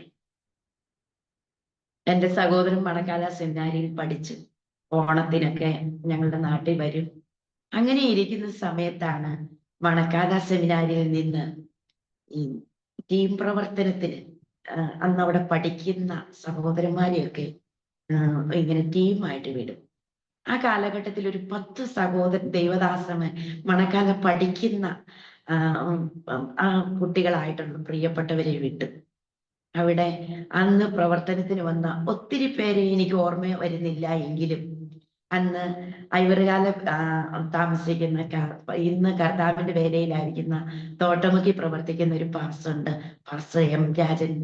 ആ പാസും ഇടുക്കി ഷാജി എന്ന് പറയുന്ന ഒരു പാസ്, സണ്ണി അബ്രഹാം എന്ന് പറഞ്ഞ റാന്നിക്കാരനായ ഒരു പാസ്, അങ്ങനെ 8-10 പേരോളം ഞങ്ങളുടെ നാട്ടിൽ വന്നു. എൻ്റെ അപ്പച്ചനോട് അവര് മക്കളെ പോലെ സുവിശേഷം പറയുകയും ഞങ്ങളുടെ ഒരു വീട്ടിൽ അവര് താമസിക്കാനും തുടങ്ങി. അങ്ങനെ ആ ഒരു വീട്ടിൽ ഒരു വീട്ടിൽ ഞങ്ങൾ താമസിക്കും, മറ്റൊരിടത്ത് അവര് താമസിക്കും. അപ്പോൾ എൻ്റെ അപ്പച്ചനോട് സുവിശേഷമൊക്കെ പറയാനും അവരെ ചാച്ച എന്നൊക്കെ വിളിച്ച് ഭയങ്കര സ്നേഹത്തോടെ പെരുമാറാൻ തുടങ്ങി. എൻ്റെ പ്രിയമുള്ളവരെ, കുറച്ച് നാളത്തേക്ക് എൻ്റെ അപ്പച്ചൻ പറഞ്ഞു, നല്ല കാര്യം, മദ്യപിക്കുന്നില്ലല്ലോ, വീടി വലിക്കുന്നില്ലല്ലോ, നല്ല മനുഷ്യരാ, കുഴപ്പമൊന്നുമില്ല. പക്ഷെ ഇതൊക്കെ കണ്ടപ്പോൾ ഞാനും അമ്മച്ചിയും വൈകിട്ട് ഇവര് പകലിലൊക്കെ ഭവനങ്ങൾ കയറി ഇറങ്ങും, വൈകിട്ട് ഇവര് താമസിക്കുന്ന ആ കെട്ടിടത്തിൽ പ്രാർത്ഥന നടത്തും. അതൊരു ടൗണിന്റെ അടുത്തായതുകൊണ്ട് പലരും കേൾക്കും, പല വീടുകളും കയറി ഇറങ്ങി സുവിശേഷം പറയുകയും അപ്പോൾ അവര് പ്രവർത്തിക്കുന്നൊക്കെ കാണാനായിട്ടിടും. ഞാനും ആ കൂട്ടത്തിൽ പോയി. പക്ഷെ എൻ്റെ അപ്പച്ചന് അമ്മച്ചിയോടും ആങ്ങളയോടും അത്ര സ്നേഹമൊന്നുമില്ലെങ്കിലും എന്നോടൊരു സ്നേഹമുണ്ട്. അപ്പൊ ഇവരുടെ രണ്ടുപേരുടെയും കാര്യങ്ങൾ ചെന്ന് അപ്പച്ചനോട് സംസാരിക്കുന്നത് ഞാനാ. ഈ സമയത്ത് ഈ സഹോദരന്മാര് വന്ന് പ്രവർത്തനം ആരംഭിച്ചപ്പോൾ എൻ്റെ അമ്മച്ചി പറഞ്ഞു, ഓ, 1 മാസം കൊണ്ട് നമ്മുടെ ചാച്ചൻ കുടിക്കുന്നില്ലല്ലോ, അപ്പൊ നമുക്ക് സന്തോഷമായി, നമുക്കും അവിടെ പോകാം. അങ്ങനെ അവിടെ ഞങ്ങൾ പ്രാർത്ഥനയ്ക്ക് ഒക്കെ പോകാൻ തുടങ്ങി.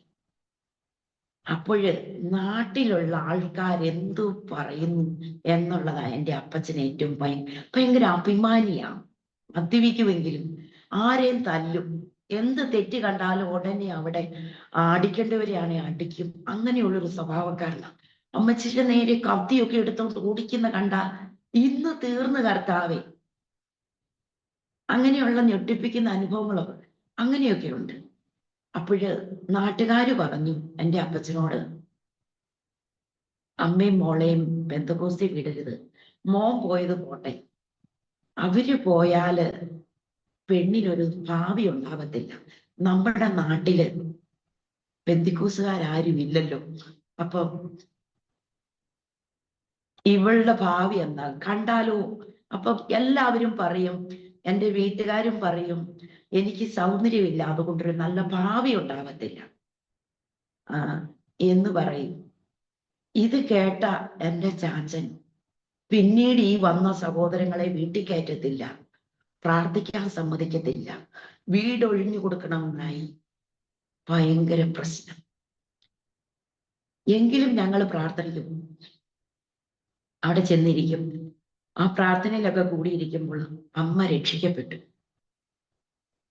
87 അമ്മ രക്ഷിക്കപ്പെടുമ്പോൾ ഞാന്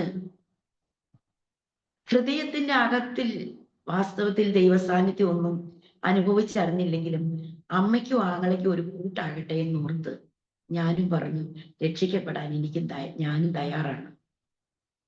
പ്രിയമുള്ളവരെ, അന്ന് യേശുവിനെ കർത്താവും രക്ഷകനുമായിട്ട് ഞാൻ സ്വീകരിച്ചു.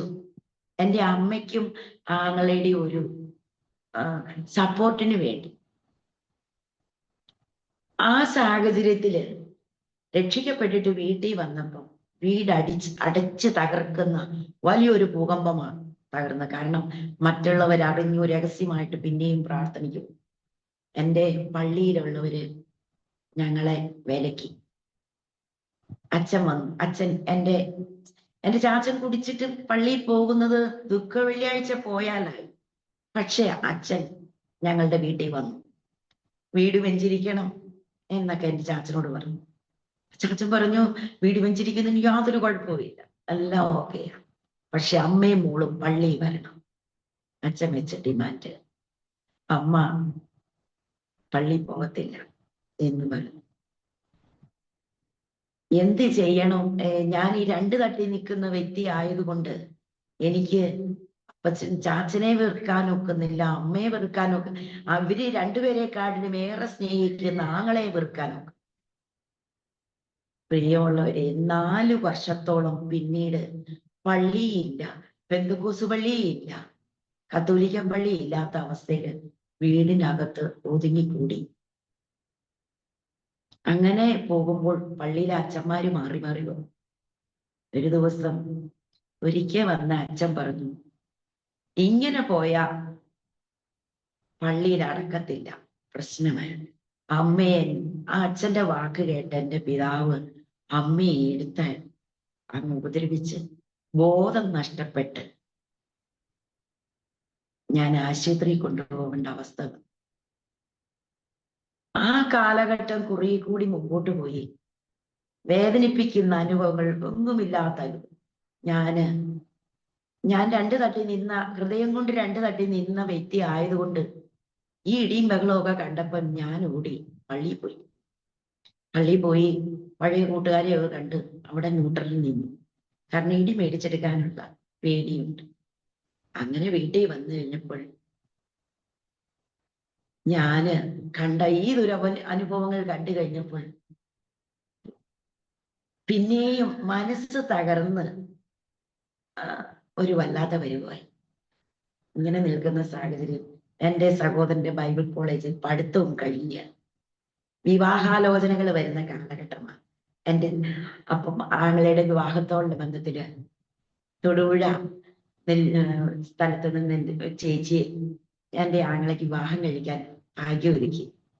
എൻ്റെ ആങ്ങളുടെ വിവാഹ ദിവസം പോലും ഞങ്ങളുടെ വീട്ടിൽ സമാധാനമില്ല. വിശ്വാസത്തില് എൻ്റെ സഹോദരൻ ഉറച്ചു നിന്ന് അങ്ങനെ അദ്ദേഹത്തിന്റെ വിവാഹം നടന്നു. പ്രിയത് ആ വിവാഹം നടന്ന് എൻ്റെ ചേച്ചിയും, ചേച്ചിയുടെ പേര് ജെയ്സി എന്നാണ്, ചേച്ചി എൻ്റെ വീട്ടിൽ വന്നു. എൻ്റെ അപ്പച്ചന് ഞങ്ങളെ മക്കളെക്കാട്ടിലെല്ലാം ഇഷ്ടം ചേച്ചിയോടായിരുന്നു. അപ്പോൾ ഇവര് ഞങ്ങളുടെ അടുത്ത സ്ഥലത്ത് കമ്പിളികണ്ടം എന്ന് പറഞ്ഞ സ്ഥലത്ത് ഷാരോന്റെ ഒരു പ്രവർത്തനം ആരംഭിച്ചു. ആ പ്രവർത്തനം ആരംഭിച്ച് കഴിഞ്ഞപ്പോൾ വല്ലപ്പോഴും ഒക്കെ ഞാൻ അവിടെ പോകും. ആ പ്രവർത്തനത്തിൽ ഒരു കുടുംബം, കത്തോലിക്കരായ ഒരു കുടുംബം വിശ്വാസത്തിൽ വന്നു. പിന്നെ പലരും വരാൻ തുടങ്ങി. കമ്പിളികണ്ടത്തിന്റെ പ്രദേശത്ത് ഷാരോന്റെ പ്രവർത്തനം ഒരു 1-2 കുടുംബങ്ങൾ വന്നു. എൻ്റെ അമ്മ പള്ളി പോകുന്നില്ല, ഞാൻ ഇടയ്ക്ക് മുട്ടിനൊക്കെ പോകും. പക്ഷേ ഞാന് എൻ്റെ സഹോദരന്റെ വീട്ടില് കൂടെ കൂടെ പോകുമല്ലോ. അങ്ങനെ പോകുന്ന ആ സമയം ഒരു ദിവസം ഞാൻ ആ വീട്ടില് ഇങ്ങനെ ആങ്ങളെ കാണാനായിട്ട് ചെന്നതാ. അപ്പൊ ചെന്ന് കഴിഞ്ഞപ്പോൾ എന്നോട് പറഞ്ഞു, നിന്റെ കാതിലെയും കഴുത്തിലെയൊക്കെ ഊരി വെച്ചിട്ട് വേണം ഇവിടെ ഇരിക്കാൻ. കാരണം ഞാനൊരു ബന്ധുക്കോസുകാരനാണ്. ഞാൻ മറ്റുള്ള വിശ്വാസികളോടൊക്കെ ദൈവങ്ങളോടൊക്കെ സുവിശേഷം പറഞ്ഞിട്ട് എൻ്റെ പെങ്ങള് ഇങ്ങനെ വന്നിരിക്കുന്നത് എനിക്ക് ബുദ്ധിമുട്ടുണ്ടെന്ന് പറഞ്ഞു. അപ്പോൾ എൻ്റെ ആങ്ങളെ എന്നോട് ഇനി എന്തു പറഞ്ഞാലും ഞാൻ ചെയ്യും. അതുകൊണ്ട് ഞാന് തലേദിവസി ഞായറാഴ്ച എൻ്റെ കാതിലെയും കഴുത്തിലെയും ഒക്കെ ഊരി ഒരിടത്ത് പാത്തു വെച്ചിട്ട് ഞാൻ സഭായോഗത്തിനിരുന്നു. സഭായോഗം കഴിഞ്ഞു. അന്ന് ഞാൻ അവിടെ തങ്ങി. തിങ്കളാഴ്ച രാവിലെ അവിടെ ഒരു ഉപവാസ പ്രാർത്ഥന നടക്കുക. ഹൈ റേഞ്ചിൽ ഗോസ്ബൽ മിഷൻ എന്ന് പറഞ്ഞ ഒരു പ്രവർത്തനം. ആ പ്രവർത്തനത്തിന്റെ തിങ്കളാഴ്ച ദിവസങ്ങളിൽ ഉപവാസ പ്രാർത്ഥന നടക്കുന്നതുകൊണ്ട് ഞാൻ ആ പ്രാർത്ഥനയിൽ ഇരുന്നു. എൻ്റെ പ്രിയപ്പെട്ടവരെ, അന്ന് അവിടെ വന്നത് പ്രായമുള്ള അപ്പച്ചനും അമ്മച്ചിമാരും ഒക്കെയാണ്.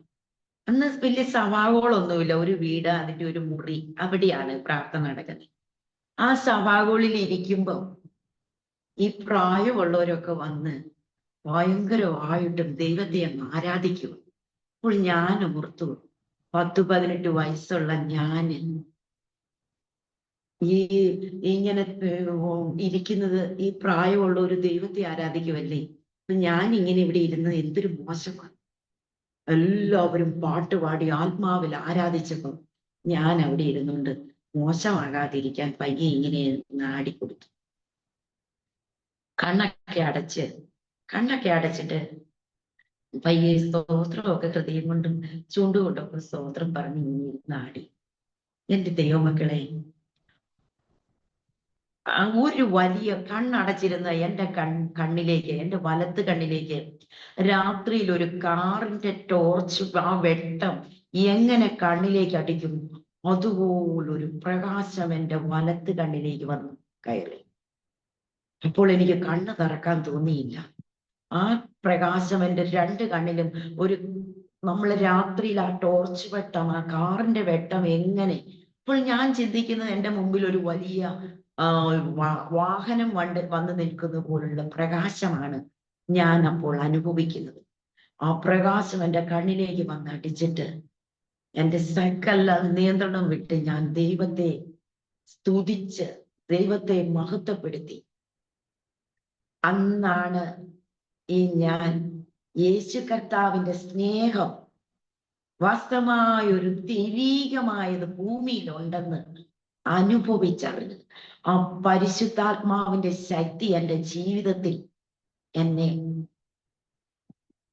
പത്രോസിനെ പോലെ ധൈര്യമുള്ള ഒരു മനുഷ്യനാക്കി മാറ്റി.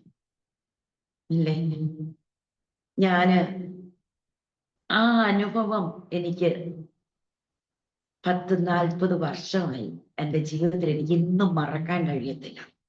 ആ പ്രകാശം പ്രാപിച്ചിട്ട് ഞാൻ എത്ര നേരം ദൈവത്തെ സ്തുതിച്ചു ആരാധിച്ചു എന്ന് എനിക്കറിയില്ല.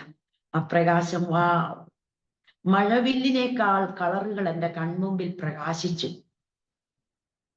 പ്രാർത്ഥനയൊക്കെ കഴിഞ്ഞപ്പോൾ പ്രായമുള്ളവരും എൻ്റെ ചേച്ചിയൊക്കെ എന്നോട് ചോദിച്ചു, എന്താ നിനക്ക് പറ്റിയത്, എന്താ നിന്റെ അനുഭവം? ഞാൻ പറഞ്ഞു, എനിക്ക് പറഞ്ഞറിയിക്കാൻ കഴിയാത്ത ഒരു ഭയങ്കര സന്തോഷം. എനിക്ക് അന്ന് തലേ ദിവസം ഊരി വെച്ച സ്വർണം പിന്നെ എന്റെ കൈകൊണ്ട് ഞാൻ എടുത്തില്ല.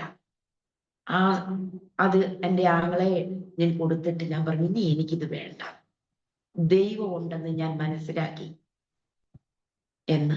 എൻ്റെ ആങ്ങളെ സേവിക്കുന്ന ദൈവം ജീവനുള്ള ദൈവമാണെന്ന് എനിക്ക് ആ പകലിൽ ആ വീടിന്റെ ഷെഡിലിരുന്നപ്പോൾ എന്നെ ബലപ്പെടുത്തി. ഞാന് വീട്ടിലേക്ക് എൻ്റെ ആങ്ങളെ അടുത്തുനിന്ന് ബസ് കയറി വേണം എൻ്റെ വീട്ടിലോട്ട് വരാൻ. വീട്ടിലേക്ക് വരുമ്പോൾ ഒരു ബസ് വന്നിറങ്ങുന്ന സ്ഥലത്ത് ഒരു കൊച്ചു ടൗണാണ്. അവിടെ നിൽക്കുമ്പോൾ വന്നിറങ്ങുമ്പോൾ കറക്റ്റ് എല്ലാവരും പറയുന്ന പോലെ ദൂതം നിൽക്കുന്ന പോലെ എൻ്റെ ചാച്ചൻ മുമ്പിലുണ്ട്. കാതിലും കഴുത്തിലും ഒന്നും ഇല്ലാതെ ഞാൻ വന്നിറങ്ങുമ്പോൾ എന്നെ നോക്കി. ഞാൻ പറഞ്ഞു, അമ്മേ, എൻ്റെ അനുഭവങ്ങൾ ഇതൊക്കെയാ. അന്ന് വൈകിട്ട് 7 മണിയായപ്പോൾ എൻ്റെ പിതാവ് എൻ്റെ വീട്ടിലേക്ക് വന്നത് തീർത്തും മദ്യപിച്ച് ബോധമില്ലാതെ വീട്ടിൽ വന്നു കുടുംബകലഹം ആരംഭിച്ചു. ഞാൻ എൻ്റെ മറ്റൊരു മുറിയിലിരുന്ന് എൻ്റെ വീട്ടിലുള്ള ബൈബിൾ എടുത്തു. അപ്പോഴും എൻ്റെ സഹോദരൻ എനിക്കൊരു ബൈബിൾ തന്നു. ആ ബൈബിൾ എടുത്ത് എങ്ങനെ വായിക്കണമെന്നൊന്നും എനിക്കറിയില്ല. ഞാൻ ഇങ്ങനെ തുറക്കുകയാണ്. പുസ്തകം തുറന്നപ്പോൾ സദൃശ്യവാക്യം 8-ാം അധ്യായം 17-ാം വാക്യം മുതൽ 20-ാമത്തെ വാക്യമാണ് എൻ്റെ കൺമുമ്പിലേക്ക് ആദ്യമായിട്ട് ഒരു ദൈവ വചനം എന്നോട് ഇടപെടുന്നത്. എന്നെ സ്നേഹിക്കുന്നവരെ ഞാൻ സ്നേഹിക്കുന്നു, എന്നെ ജാഗ്രതയോടെ അന്വേഷിക്കുന്നവർ എന്നെ കണ്ടെത്തും. അപ്പോൾ അടുത്ത വാക്ക്, ഞാൻ എന്തെല്ലാം വിടേണ്ടി വരുമോ അതെല്ലാം ദൈവം എനിക്ക് നൽകാമെന്നുള്ള ആ വാക്ക്, ആ വചനം എൻ്റെ കയ്യിൽ കിട്ടിക്കഴിഞ്ഞപ്പോൾ ഇനി എനിക്ക് ഒന്നും നോക്കാനില്ല. എൻ്റെ കർത്താവിന് വേണ്ടി ജീവിച്ചാലും മരിച്ചാലും കർത്താവിന് വേണ്ടി ഞാൻ തീരുമാനമെടുത്തു. ആ 8-ാം അധ്യായം 17 മുതൽ ഉള്ള 20 വരെയുള്ള വാക്യങ്ങൾ ജീവിതത്തിൽ എന്നെ ഇന്നയോളം അത്ഭുതകരമായി നടത്തി ദൈവമക്കൾ. അന്ന് ആ വാക്യം വായിച്ചു കഴിഞ്ഞ് ഞാന് പുസ്തകം മടക്കി വെച്ചിട്ട് ഞാൻ കിടന്നു. എൻ്റെ പിതാവ് എൻ്റെ വീട്ടിൽ നിന്ന് ബഹളമൊക്കെ ഉണ്ടാക്കിയിട്ട് ഞങ്ങളുടെ മറ്റൊരു ഭവനം ഉണ്ടല്ലോ അവിടോട്ട് പോയി.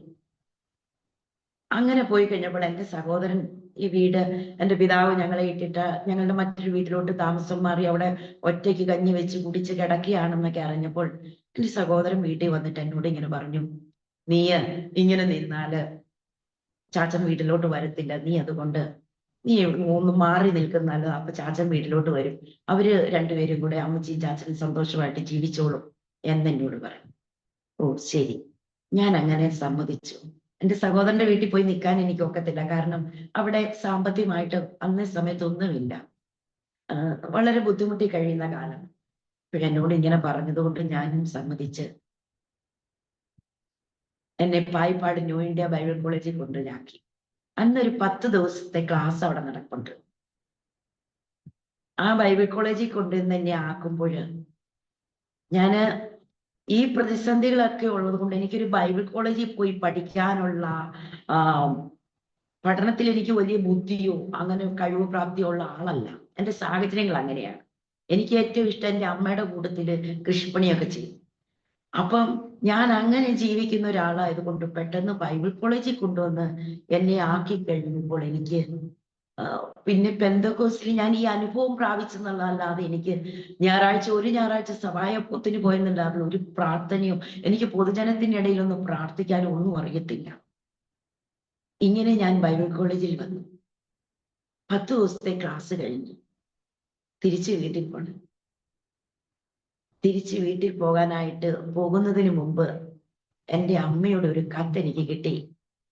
മോളെ, ചാച്ചൻ വീട്ടിലേക്ക് തിരിച്ചു വന്നില്ല. നാട്ടിലുള്ള കുറെ പഞ്ചായത്ത് മെമ്പറെയും പ്രിയപ്പെട്ടവരെയും ഒക്കെ കൂട്ടി വീട്ടിൽ വന്ന് ആങ്ങളേനെയും വിളിച്ചു വരുത്തിയിട്ട് പറഞ്ഞു. അപ്പൊ അന്ന് ഞങ്ങൾക്ക് 5-6 ഇടത്ത് സ്ഥലങ്ങളുണ്ട്, 2 ഇടത്ത് വീടുണ്ട്. ഈ വസ്തുവകളൊന്നും നിങ്ങൾക്ക് അവകാശപ്പെട്ടതല്ല എന്ന് എഴുതി മുദ്രപത്രത്തിൽ എഴുതി ഒപ്പുവെച്ചിട്ട് വീട്ടിൽ നിന്ന് ഇറങ്ങിപ്പോണം എന്ന് എൻ്റെ അമ്മയോടും ആങ്ങളയോടും പറഞ്ഞു. നാട്ടുകാര് 8-10 പേര് കൂടി. അതുകൊണ്ട് ഇനി എന്ത് ചെയ്യണം? ഞാൻ ആങ്ങളുടെ കൂട്ടത്തിൽ ആങ്ങളുടെ സഭാകളിലോട്ട് പോയി. സഭാകോളം എന്നൊന്നും പറയാനില്ല, ഒരു വീടാ. ഞാൻ അവിടെയാണ് എന്ന് പറഞ്ഞ് എനിക്കൊരു കത്ത് വന്നു.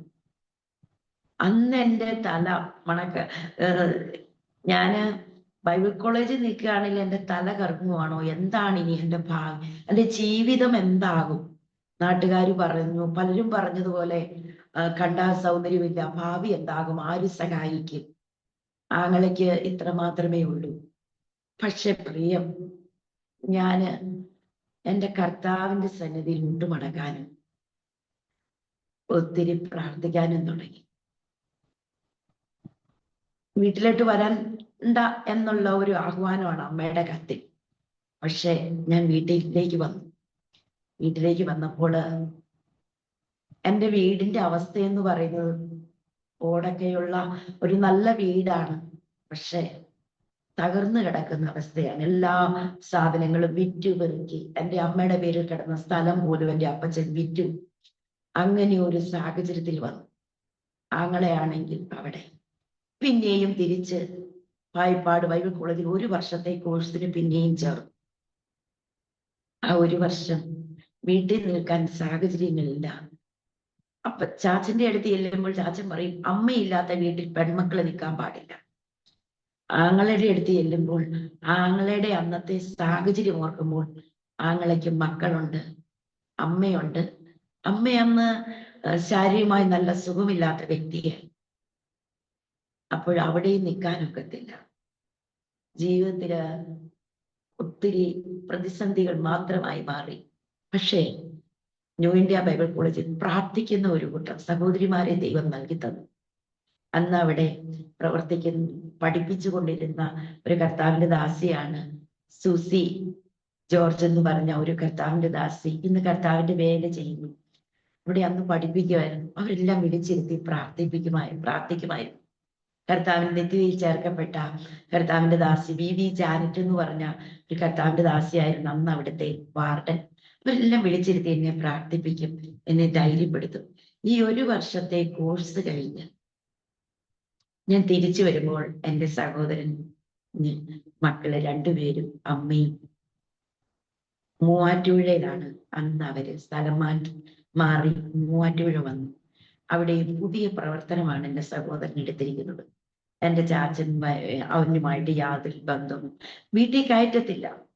ഒന്ന് പറഞ്ഞ 2ാമത് വാക്കത്തി എടുക്കും, അല്ലെങ്കിൽ കത്തി എടുക്കും. എൻ്റെ അപ്പച്ചൻ പാലാക്കാരനായതുകൊണ്ട് എപ്പോഴും വെളിയിൽ ഒരു കത്തി കരുതും. എവിടെ പോയാലും കത്തിയില്ലാത്ത ഒരു ജീവിതം. ഉറക്കത്തിൽ പോലും എൻ്റെ അപ്പച്ചന്റെ തലയ്ക്കിലൊരു കത്തി കാണും. എൻ്റെ അപ്പച്ചൻ ആങ്ങളെ പറമ്പിൽ പോലും കയറ്റത്തില്ല. ഞാൻ 1 വർഷത്തെ കഴിഞ്ഞ് പഠിത്തം കഴിഞ്ഞ് വീട്ടിൽ വന്നു. എൻ്റെ അമ്മയുടെ അടുത്ത് വന്നു. ആങ്ങളെ അമ്മയും സാമ്പത്തികമായി വളരെ ഞെരുക്കം. ചാച്ചന്റെ അടുത്ത് ചെല്ലും. അപ്പോൾ 100-200 രൂപ തരും, വേഗം വണ്ടിക്കൂലി, വേഗം വിട്ടുപോയിക്കോളാൻ പറയും. ഈ പൈസയായിട്ട് ഇവിടെ വന്ന് എന്തെങ്കിലും വന്നിപ്പോൾ അത് തീരും. ഈ അവസ്ഥയിൽ നിൽക്കുമ്പോൾ എൻ്റെ ഭാവി കാര്യത്തിന് വേണ്ട ക്രമീകരണങ്ങൾ ഒരുക്കി.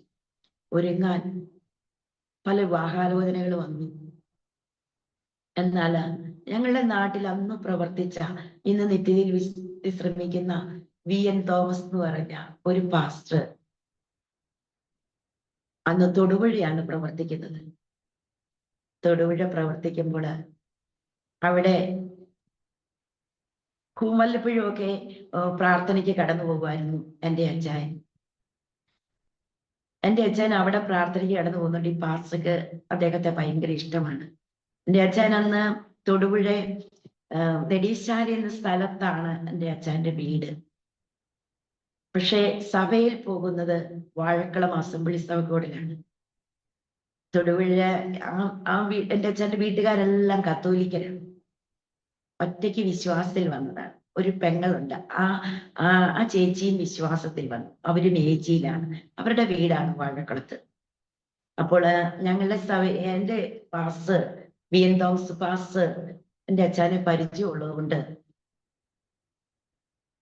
പറഞ്ഞു, എന്നെ ഇങ്ങനെ ഒരു പെൺകുട്ടിയുണ്ട്, ഒരു പാസ്റ്റർ പെങ്ങളാണ് എന്നൊക്കെ പറഞ്ഞു. നമ്മുടെ മകന്റെ വിവാഹം കുറച്ച് ടെൻഷനായിരുന്നു.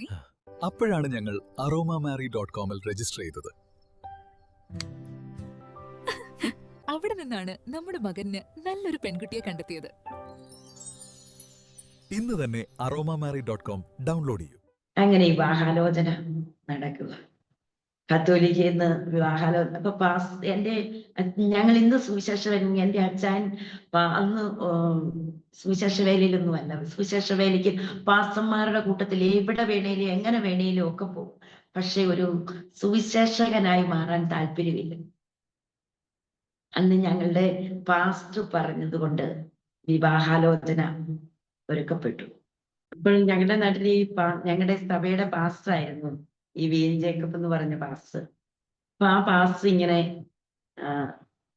വിവാഹാലോചന പറഞ്ഞു. അപ്പോഴ് കത്തോലിക്കരായിരുന്ന അവർക്ക് ഭയങ്കര താല്പര്യമായി. കാരണം ഞങ്ങള് കത്തോലിക്കരല്ലേ. അതുകൊണ്ട് എൻ്റെ അച്ഛൻ്റെ വീട്ടുകാരും ഇങ്ങനെ കത്തോലിക്കരിൽ നിന്ന് വിവാഹാലോചന കിട്ടാൻ വേണ്ടി ഇങ്ങനെ വളരെ കാത്തിരിക്കുന്ന ഒരു സമയമായിരുന്നു. അപ്പം വിവാഹാലോചന വന്നു. ഞങ്ങളുടെ നാട്ടിൽ സഭയിൽ പോകാതെ വാഴക്കുളത്താണ്. അവിടുന്ന് 10-16 കിലോമീറ്റർ ദൂരമാണ് തൊടുപുഴയിൽ നിന്ന്.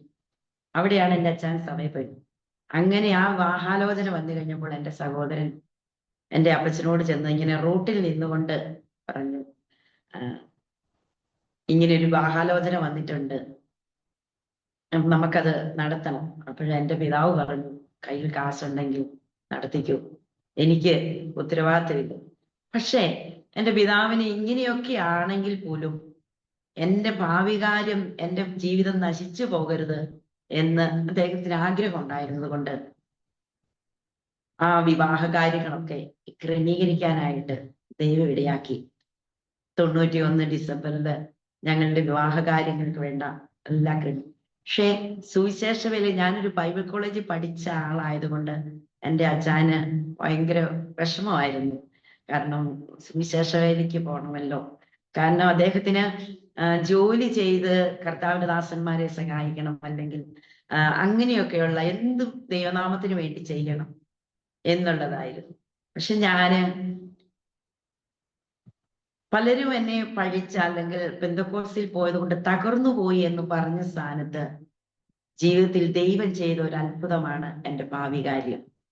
എൻ്റെ പിതാവ് പറയുമായിരുന്നു എന്നോട്, സ്നാനപ്പെട്ട് കര കയറുമ്പം സ്നാനക്കരയിൽ ഒരാള് കല്യാണം കഴിച്ചുകൊണ്ട് പോകാൻ ഉണ്ടെങ്കിലേ സ്നാനപ്പെടാവുള്ളൂ, ഇല്ലെങ്കിൽ സ്നാനപ്പെട്ടിട്ട് വീട്ടിൽ വരരുത്. ഇതായിരുന്നു. എന്നാൽ എൻ്റെ പ്രിയമുള്ളവരെ, ഞാൻ വായ്പാട് ബൈബിൾ കോളേജിൽ വെച്ച് സ്നാനപ്പെട്ടു. വീട്ടിൽ വന്നു കഴിഞ്ഞപ്പോൾ എൻ്റെ സഹോദരന്റെ കൂട്ടത്തിൽ ചുരുങ്ങിയ നാളുകൾ മാത്രമേ നിൽക്കേണ്ടതായിട്ട് ദൈവം വരുത്തിയുള്ളൂ.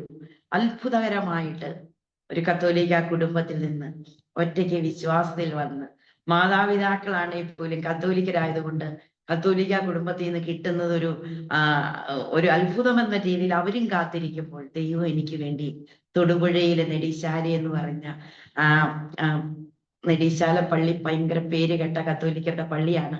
അതിനോട് അടുത്ത ഒരു വീട്ടിൽ തന്നെ ദൈവം എനിക്ക് തക്ക തുണയെ ദൈവം ഒരുക്കി തന്നു. അങ്ങനെ ഞങ്ങളുടെ വിവാഹം തുണികളിൽ നടന്ന് ഞങ്ങള് വീട്ടിൽ താമസം ആരംഭിച്ചു.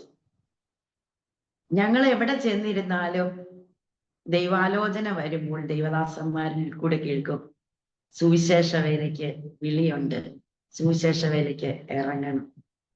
എന്നാല് എൻ്റെ അച്ഛൻ തന്നെയല്ല, ഞാൻ എൻ്റെ ജീവിതത്തിൽ ബൈബിൾ കോളേജിൽ പോയത് വീട്ടിൽ നിൽക്കാൻ ഒരു മാർഗമില്ലാത്തത് കൊണ്ടായതുകൊണ്ട് എൻ്റെ അമ്മ പ്രാർത്ഥിക്കുമായിരുന്നു, മക്കൾ രണ്ടുപേരും സുവിശേഷ വേലക്കാരാവൻ. ഇതാണ് എൻ്റെ അമ്മയുടെ ഏറ്റവും വലിയ ആഗ്രഹം. അമ്മ രാത്രിയില് കൈ രണ്ടും ഉയർത്തിപ്പിടിച്ച് പ്രാർത്ഥിക്കും. അപ്പോഴ് തകർന്നു നിൽക്കുന്ന അപ്പച്ചനൊരിടത്ത്, അമ്മ ആങ്ങളുടെ കൂട്ടത്തില് ഞാൻ ഇങ്ങനെ ഒരു നിൽക്കുന്ന സാഹചര്യം, ആ സാഹചര്യം വന്നപ്പോഴ്, ഇങ്ങനെ ഒരു വിവാഹാലോചന വന്നപ്പോൾ എൻ്റെ ആങ്ങള ഇങ്ങനെ വീടിന്റെ പറമ്പിൽ കയറ്റിയെന്ന് പറഞ്ഞത് കൊണ്ട് റോട്ടിൽ നിന്നുകൊണ്ട് എൻ്റെ അപ്പച്ചനോട് പറഞ്ഞു, ഇങ്ങനെ വിവാഹാലോചന വന്നിട്ടുണ്ട്. ആ വിവാഹാലോചന വന്നു എന്ന് പറഞ്ഞപ്പോൾ കെട്ടിച്ചു വിട്ടു എന്ന് പറഞ്ഞു. പക്ഷെ എൻ്റെ പിതാവ് സ്ത്രീധനം തരാം എന്ന് പറഞ്ഞ് കാര്യങ്ങളൊക്കെ ക്രമീകരിക്കാൻ തയ്യാറായി. ഞങ്ങളുടെ ഒരിടത്തെ സ്ഥലം വിറ്റ് ആ പൈസയുമായിട്ട് ഒരു രാത്രിയിൽ എൻ്റെ പിതാവ് ഇടുക്കിയിൽ നിന്ന് വണ്ടി വിളിച്ച്, എൻ്റെ ആങ്ങളെ താമസിക്കുന്ന എവിടെയാണെന്നൊന്നും എൻ്റെ അപ്പച്ചന് അറിയത്തില്ല. ഒരു രാത്രി വൈകിട്ട് 6 മണിക്ക് വണ്ടി ഓടിച്ച് മൂവാറ്റുപുഴ ടൗൺ മുഴുവൻ ചുറ്റിയിട്ട് എൻ്റെ ആങ്ങളെ അന്ന് മൂവാറ്റുപുഴ ടൗൺ മുസ്ലിങ്ങളുടെ ഒക്കെ ഏരിയ ആണ്. അപ്പൊ അതുകൊണ്ട് ഒരു പാസ്റ്റും കുടുംബവും പുതിയ പ്രവർത്തനം എന്ന് പറഞ്ഞ ആർക്കും അറിയത്തില്ല. അപ്പോഴ് വീട്ടിൽ വന്നപ്പം രാത്രി 2 മണിയായി. ഇടുക്കിയിൽ നിന്ന് 6 മണിക്ക് വണ്ടി വിളിച്ചു വന്ന എൻ്റെ പിതാവ് ഞങ്ങൾ താമസിക്കുന്ന വീട്ടിൽ വരുമ്പോൾ അപ്പോൾ വണ്ടി ഓടിക്കുന്ന ആള് മദ്യപിച്ച്, എൻ്റെ പിതാവ് മദ്യപിച്ച്. എൻ്റെ അമ്മ വീടിനകത്ത് ഈ സ്ത്രീധന പൈസ കൊണ്ടുവന്ന് എൻ്റെ നാത്തൂന്റെ കയ്യിൽ മിറ്റത്തേക്ക് വിളിച്ചിട്ട് കൊടുത്തിട്ട് എൻ്റെ പിതാവ് ആ 2 മണി രാത്രിയിൽ തന്നെ തിരിച്ചുപോയി. എൻ്റെ അമ്മയോടും മിണ്ടും ഒന്നും ചെയ്തില്ല. അങ്ങനെ എൻ്റെ വിവാഹത്തിന്റെ എല്ലാ കാര്യങ്ങളും ക്രമീകരിച്ച് എൻ്റെ ആങ്ങള ആ വാടക വീട്ടിൽ താമസിച്ചുകൊണ്ട് എല്ലാ കാര്യങ്ങളും ക്രമീകരിച്ചു. എൻ്റെ വിവാഹത്തിന്റെ പകലിൽ വിവാഹം നടക്കുന്ന ആ തിങ്കളാഴ്ച രാവിലെ എൻ്റെ പിതാവ് ഇടുക്കിയിൽ നിന്ന് അല്പം കുടിച്ചിട്ട് മൂവാറ്റുപുഴ വന്നു. ഞാൻ വിവാഹത്തിന് ഇറങ്ങുന്നതിന് തൊട്ട് മുമ്പ്. അന്ന് വീഡിയോക്കാരെല്ലാം വിളിച്ചു, മാതാപിതാക്കൾ വന്ന് ഒരുമിച്ചൊന്ന് ഇരുന്ന് ഫോട്ടോ എടുക്കട്ടെ. എൻ്റെ അപ്പച്ചൻ ഇരിക്കത്തില്ല, എൻ്റെ അമ്മ വന്ന് നിന്നാലും. അങ്ങനെ അവിടെ വിവാഹം മാതാപിതാക്കൾ അന്നും രണ്ടും രണ്ടായിട്ട് നിൽക്കുന്ന ഒരു സാഹചര്യത്തിൽ എൻ്റെ വിവാഹം നടന്നു. ഞാൻ അനുഭവിച്ച മാനസികതകൾ ഓർക്കുമ്പോൾ എൻ്റെ വിവാഹം കഴിച്ച് ഞാൻ തൊടുപുഴ കീരിക്കാട്ട് വീട്ടിൽ വരുമ്പോൾ ഞാൻ അതൊക്കെയായിരുന്നു എൻ്റെ ബാല്യകാലം മുതലുള്ള അനുഭവങ്ങളായിരുന്നു ഞാൻ ചിന്തിച്ചത്. പക്ഷേ ഞാൻ വന്ന വീട്ടില് എനിക്കൊരു സ്വർഗമായിരുന്നു. കാരണം കത്തോലിക്കരാണെങ്കിലും രണ്ടുപേരും പ്രാർത്ഥിക്കുന്ന മാതാപിതാ. ആ കത്തോലിക്ക പാരമ്പര്യത്തിൽ മുറുകെ പിടിച്ച ഒരു കരിസ്മാറ്റിക്കോ ഒരു പ്രാർത്ഥനയും വിട്ടുകളയാത്ത ഒരമ്മയും ഒരപ്പച്ചനും സഹോദരങ്ങളുമാണ്. എൻ്റെ അച്ഛൻ്റെ വീട്ടില് 4 പെങ്ങന്മാരും ഒരു ചേട്ടനുമാണ്. അതിൽ ഒരു ചേച്ചി മാത്രമേ വിശ്വാസത്തിലുള്ളൂ. അവരുടെ ഇടയിൽ വന്നു കഴിഞ്ഞപ്പോൾ അവര് എല്ലാവരും പറയും, എൻ്റെ അപ്പച്ചൻ എന്നോട് പറയും, മോളെ നീ ഒരു കാതിലും കഴുത്തിലും ഒന്ന് സ്വർണ്ണമിട്ട് ഒന്ന് നിന്ന് തന്നാ മതി, ഞങ്ങൾക്കൊന്ന് കാണാനാ എന്ന് പറയും. ഞാൻ ചെന്നേ അന്ന് രാത്രി. പക്ഷേ അവര് പറഞ്ഞ് അങ്ങനെ പറയുമ്പോൾ ഞാന് വിശ്വാസത്തിന്റെ തീവ്രതയിലായിരുന്നു. അവരോട് ആ രാത്രിയിൽ സുവിശേഷം അപ്പോഴവര് എല്ലാവരും പറഞ്ഞു, ഇനി നമുക്ക് ഡെന്നിയെ തിരിച്ചു കിട്ടത്തില്ല, അല്ലെങ്കിൽ വിവാഹം കഴിച്ച് ചെല്ലുമ്പോഴെങ്കിലും നമുക്ക് അവനെ മടക്കി കിട്ടുമെന്നാണ് ഞങ്ങൾ വിചാരിച്ചത്. എൻ്റെ ജ്യേഷ്ഠത്തി എല്ലാം പറഞ്ഞു, ഇനി ഒരിക്കലും അവന് വേണ്ടി നേർച്ചയോ ഒന്നും നടത്തണ്ട, അവനെ പറ്റേ നമുക്ക് നഷ്ടപ്പെട്ടിരിക്കുന്നു, ഇപ്പൊ വന്നത് അവനെക്കാട്ടിലും കൂടിയതാ, അതുകൊണ്ട് ഇനി കിട്ടത്തില്ല. ആ രാത്രിയിൽ സുവിശേഷം പറയാനായിട്ട് ദൈവം എന്നെ സഹായിച്ചു. പിന്നെ 1 മാസം കഴിഞ്ഞപ്പോഴത്തേനും പള്ളിയിലെ അച്ഛൻ വന്നു.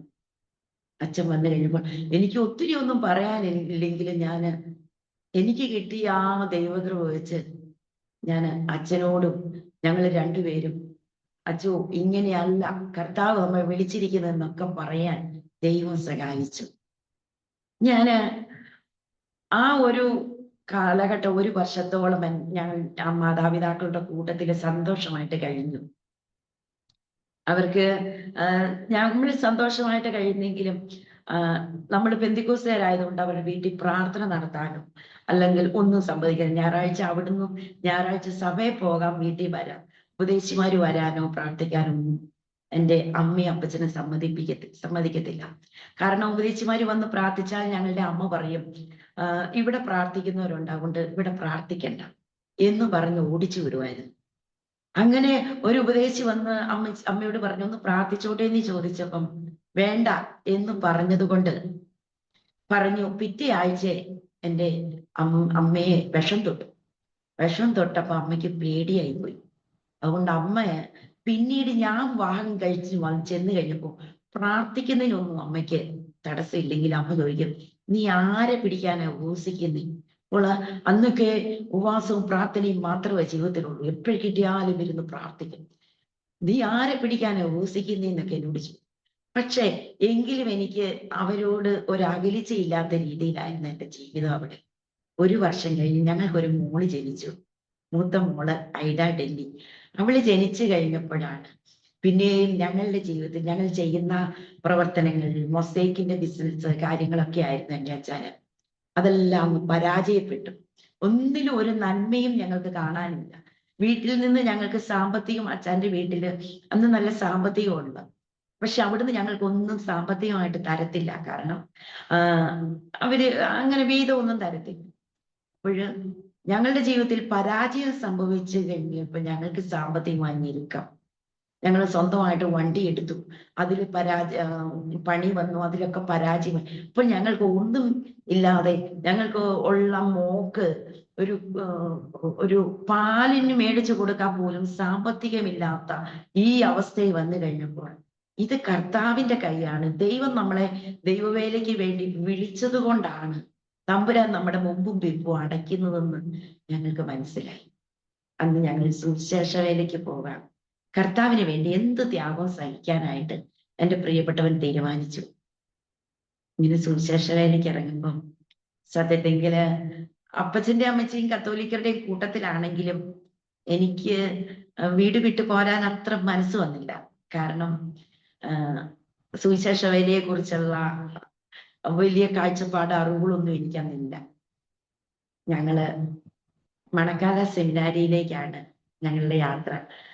മോക്ക് 1 വയസ്സായി, 2 വയസ്സായി മോൾക്ക്. രണ്ടാമത്തെ മോളെ ഞാൻ ഗർഭിണിയായിട്ടിരിക്കുന്ന സമയത്ത് തൊടുപുഴയിൽ നിന്ന്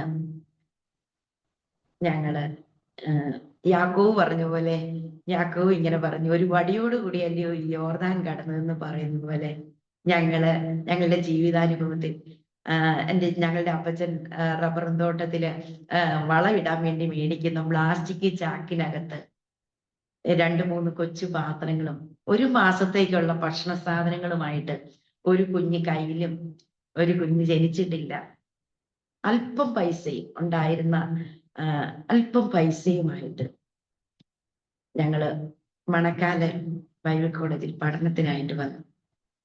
ആ ബൈബിൾ കോളേജിലെ പഠനത്തിന് വരുമ്പം ഞങ്ങൾക്ക് മണക്കാലെ ആരെയും പരിചയമില്ല. 2 വീട്ടിലും കത്തോലിക്കരായതുകൊണ്ട് അധികം പ്രാർത്ഥനകൾക്കൊന്നും പോയി ശീലമില്ല. ബൈബിൾ കോളേജിൽ പോയത് വീട്ടിൽ നിന്ന് മാറി നിൽക്കാനുള്ള അതായതുകൊണ്ട് അത്രമാത്രം ഒന്നും പരിചയമില്ല.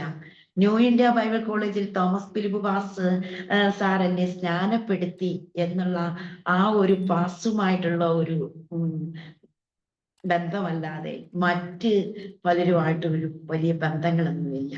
ആകെയുള്ളത് വാഴക്കുളം അസംബ്ലി സഭയിലെ ഞങ്ങളുടെ വിവാഹം നടത്തിയ തോമസ് കുട്ടി പാസ്സാണ്. ആ പാസ്സും ആന്റിയും നിത്യതയിൽ ചേർക്കപ്പെട്ടു.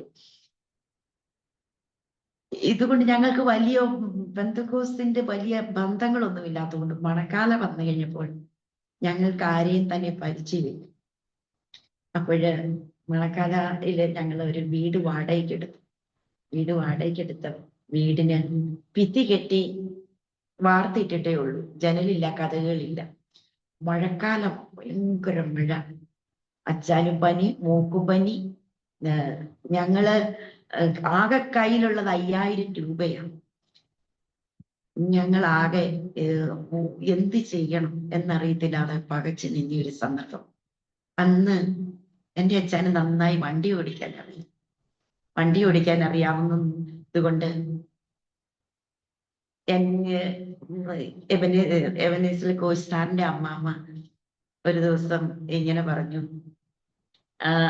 സെമിനാരിയിൽ ചെന്ന് ഇങ്ങനെ വണ്ടി മാറ്റിയിടുന്നൊക്കെ കണ്ടു കഴിഞ്ഞപ്പോൾ കോസ്റ്റാറിന്റെ അമ്മാമ്മ പറഞ്ഞു, ഡെന്നി വന്ന് ഈ വണ്ടി ഒന്ന് വണ്ടി ഓടിക്കാനൊന്ന് വരാമോ, അമ്മാമ്മയ്ക്ക് പരുമല പോകാനാണ് എന്ന് പറഞ്ഞു. അങ്ങനെ പരുമല പോകാനാണെന്ന് പറഞ്ഞു കഴിഞ്ഞപ്പോൾ അമ്മാമ്മ വിളിച്ചത് കൊണ്ട് എൻ്റെ അച്ഛൻ വണ്ടി ഓടിക്കാൻ പോയി. അപ്പം മണക്കാല കോളേജ് ആരംഭിച്ച സമയം അന്ന് സത്യത്തെങ്കില് ഞങ്ങളെ സംബന്ധിച്ച് ഞങ്ങൾക്ക് ഈ സെമിനാരി എന്ന് പറഞ്ഞാല് എൻ്റെ അച്ഛനെ സംബന്ധിച്ച് ഞാൻ പിന്നെയും ഇതൊക്കെ കണ്ടിട്ടുള്ളത് കൊണ്ട് എനിക്ക് മനസ്സിലാകും. പക്ഷെ എൻ്റെ അച്ഛനെ സംബന്ധിച്ച് സെമിനാരി എന്ന് പറഞ്ഞാല് അദ്ദേഹം ചിന്തിച്ചിരുന്നത് ഈ അച്ഛന്മാരുടെ ഗോമേന്തപ്പള്ളി അവിടെ പോകുന്ന അച്ഛന്മാരുടേതായ ആ ഭക്തി നിർഭരമായ ആ ഒരു ഇതായിരുന്നു അദ്ദേഹം മനസ്സിൽ ചിന്തിച്ചിരുന്നത്. പക്ഷെ മണക്കാല സെമിനാരിയിൽ വന്നു കഴിഞ്ഞപ്പോൾ ഞങ്ങളുടെ ജീവിത സാഹചര്യങ്ങളിൽ, കാരണം 5000 രൂപ ഞങ്ങളുടെ കയ്യിലുണ്ട്, ആ പൈസ കൊണ്ട് ഞങ്ങളോട് ആരോ പറഞ്ഞൊരു ഗ്യാസ് അടുപ്പ് എടുത്താൽ നിങ്ങൾക്കത് പ്രയോജനം ചെയ്യും. അന്ന് ഒരു കുറ്റിയും അടുപ്പും ഇതെല്ലാം വാങ്ങിച്ചു കഴിഞ്ഞപ്പം പിന്നെ വീട്ടിൽപ്പെട്ട സാധനം വെച്ച് പിന്നെ ഒന്നുമില്ല കയ്യിൽ. കൊച്ചിനൊരു പാല് മേടിച്ചു കൊടുക്കാനില്ല, എന്ത് ചെയ്യും? അടുത്ത കുഞ്ഞിന്റെ രണ്ടാമത്തെ കുഞ്ഞ് ജനിക്കാറായി. പക്ഷേ ദൈവം തന്ന പരിശുദ്ധാത്മാവിന്റെ ആ നിറവും പ്രാർത്ഥനാ ജീവിതവും എന്നെ ധൈര്യപ്പെടുത്തി. കുറച്ച് ദിവസങ്ങൾ കഴിഞ്ഞപ്പം ഈ വണ്ടി ഓടിക്കാനായിട്ട് അമ്മാമ്മ കൂടെ കൂടെ വിളിക്കും. അത് ഞങ്ങളുടെ ജീവിതത്തിലെ ഒരു ആശ്വാസമായി. കാരണം അമ്മാമ്മയോട് ചോദിക്കാതെ അമ്മാമ്മ ഇങ്ങോട്ട് വിളിക്കും, ഇന്നൊന്ന് വരാമോ? കോളേജിലിരിക്കുമ്പോഴും കോച്ച് സാറ് വിളിക്കും, കുഞ്ഞെ ഒന്ന് വന്ന് ഇങ്ങടം വരെ പോകും. ഇങ്ങനെ വിളിച്ചോണ്ട് പോയിട്ട് വരുമ്പം കയ്യിൽ ഒരു പാക്കറ്റ് ബ്രെഡെങ്കിലും ഇല്ലാതെ അമ്മാമ്മ വിടത്തില്ല. നന്ദിയോടെ ഓർക്കുകയാണ്. ചിലപ്പോൾ ആ ബ്രെഡും കൊണ്ട് വരുമ്പോഴായിരിക്കും ഞങ്ങൾക്ക് ഈ വീട് നനയും. പക്ഷെ ഒത്തിരി സന്തോഷമായിരുന്നു.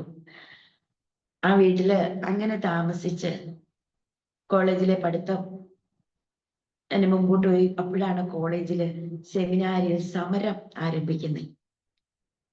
ആ കാലഘട്ടം സമരം ഇങ്ങനെ നിർത്തി കഴിഞ്ഞപ്പോൾ എന്നോട് എൻ്റെ അച്ഛൻ പറഞ്ഞു, ശ്രീ, നമുക്ക് മടങ്ങി പോകാം. ഇത് നമ്മൾ വിചാരിച്ച പോലെയുള്ള ഒരു ഇടമല്ല, ഇവിടെ പ്രശ്നങ്ങളാണ്. അതുകൊണ്ട് കത്തോലിക്കയിൽ നിന്ന് ഇറങ്ങി തിരിച്ച ഇതൊന്നും അദ്ദേഹത്തിന് അറിയത്തില്ല. അപ്പൊ അതുകൊണ്ട് നമുക്ക് മടങ്ങിപ്പോകാം. ഇങ്ങോട്ട് വന്നതുപോലെയുള്ള ബുദ്ധിമുട്ട് എനിക്കില്ല. ഇവിടുന്ന് എൻ്റെ പരിചയക്കാരൊക്കെ വണ്ടിയും കൊണ്ട് തൊടുപുഴയ്ക്ക് പോകും. അപ്പൊ നമുക്ക് മടങ്ങിപ്പോകാം. അന്ന് ഞാൻ എൻ്റെ ദൈവത്തിന്റെ സന്നിധിയിൽ മുട്ടുകുത്തി, എൻ്റെ കർത്താവെ, കലപ്പയ്ക്ക് കൈവച്ചിട്ട് പുറകോട്ട് നോക്കുന്നവൻ എനിക്ക് കൊള്ളാവുന്നവനല്ല, എനിക്ക് യോഗ്യനല്ല എന്നുള്ള ഒരു വചനം ഞാൻ വായിച്ചിട്ടുണ്ടല്ലോ. ദൈവമേ, സുവിശേഷ വേലയ്ക്ക് ഇറങ്ങിയിട്ട് മടങ്ങിപ്പോയാൽ അത് ഭയങ്കര, അച്ഛനാകാൻ പോയിട്ട് ഉള്ള മടങ്ങി പോകുമ്പോഴുള്ള ആ ഒരു ശിക്ഷ, ആ ഒരു തെറ്റാണല്ലോ എന്നുള്ള ചിന്ത എന്നെ അലട്ടി. പ്രാർത്ഥിക്കാനായിട്ട് ഇരുന്നു.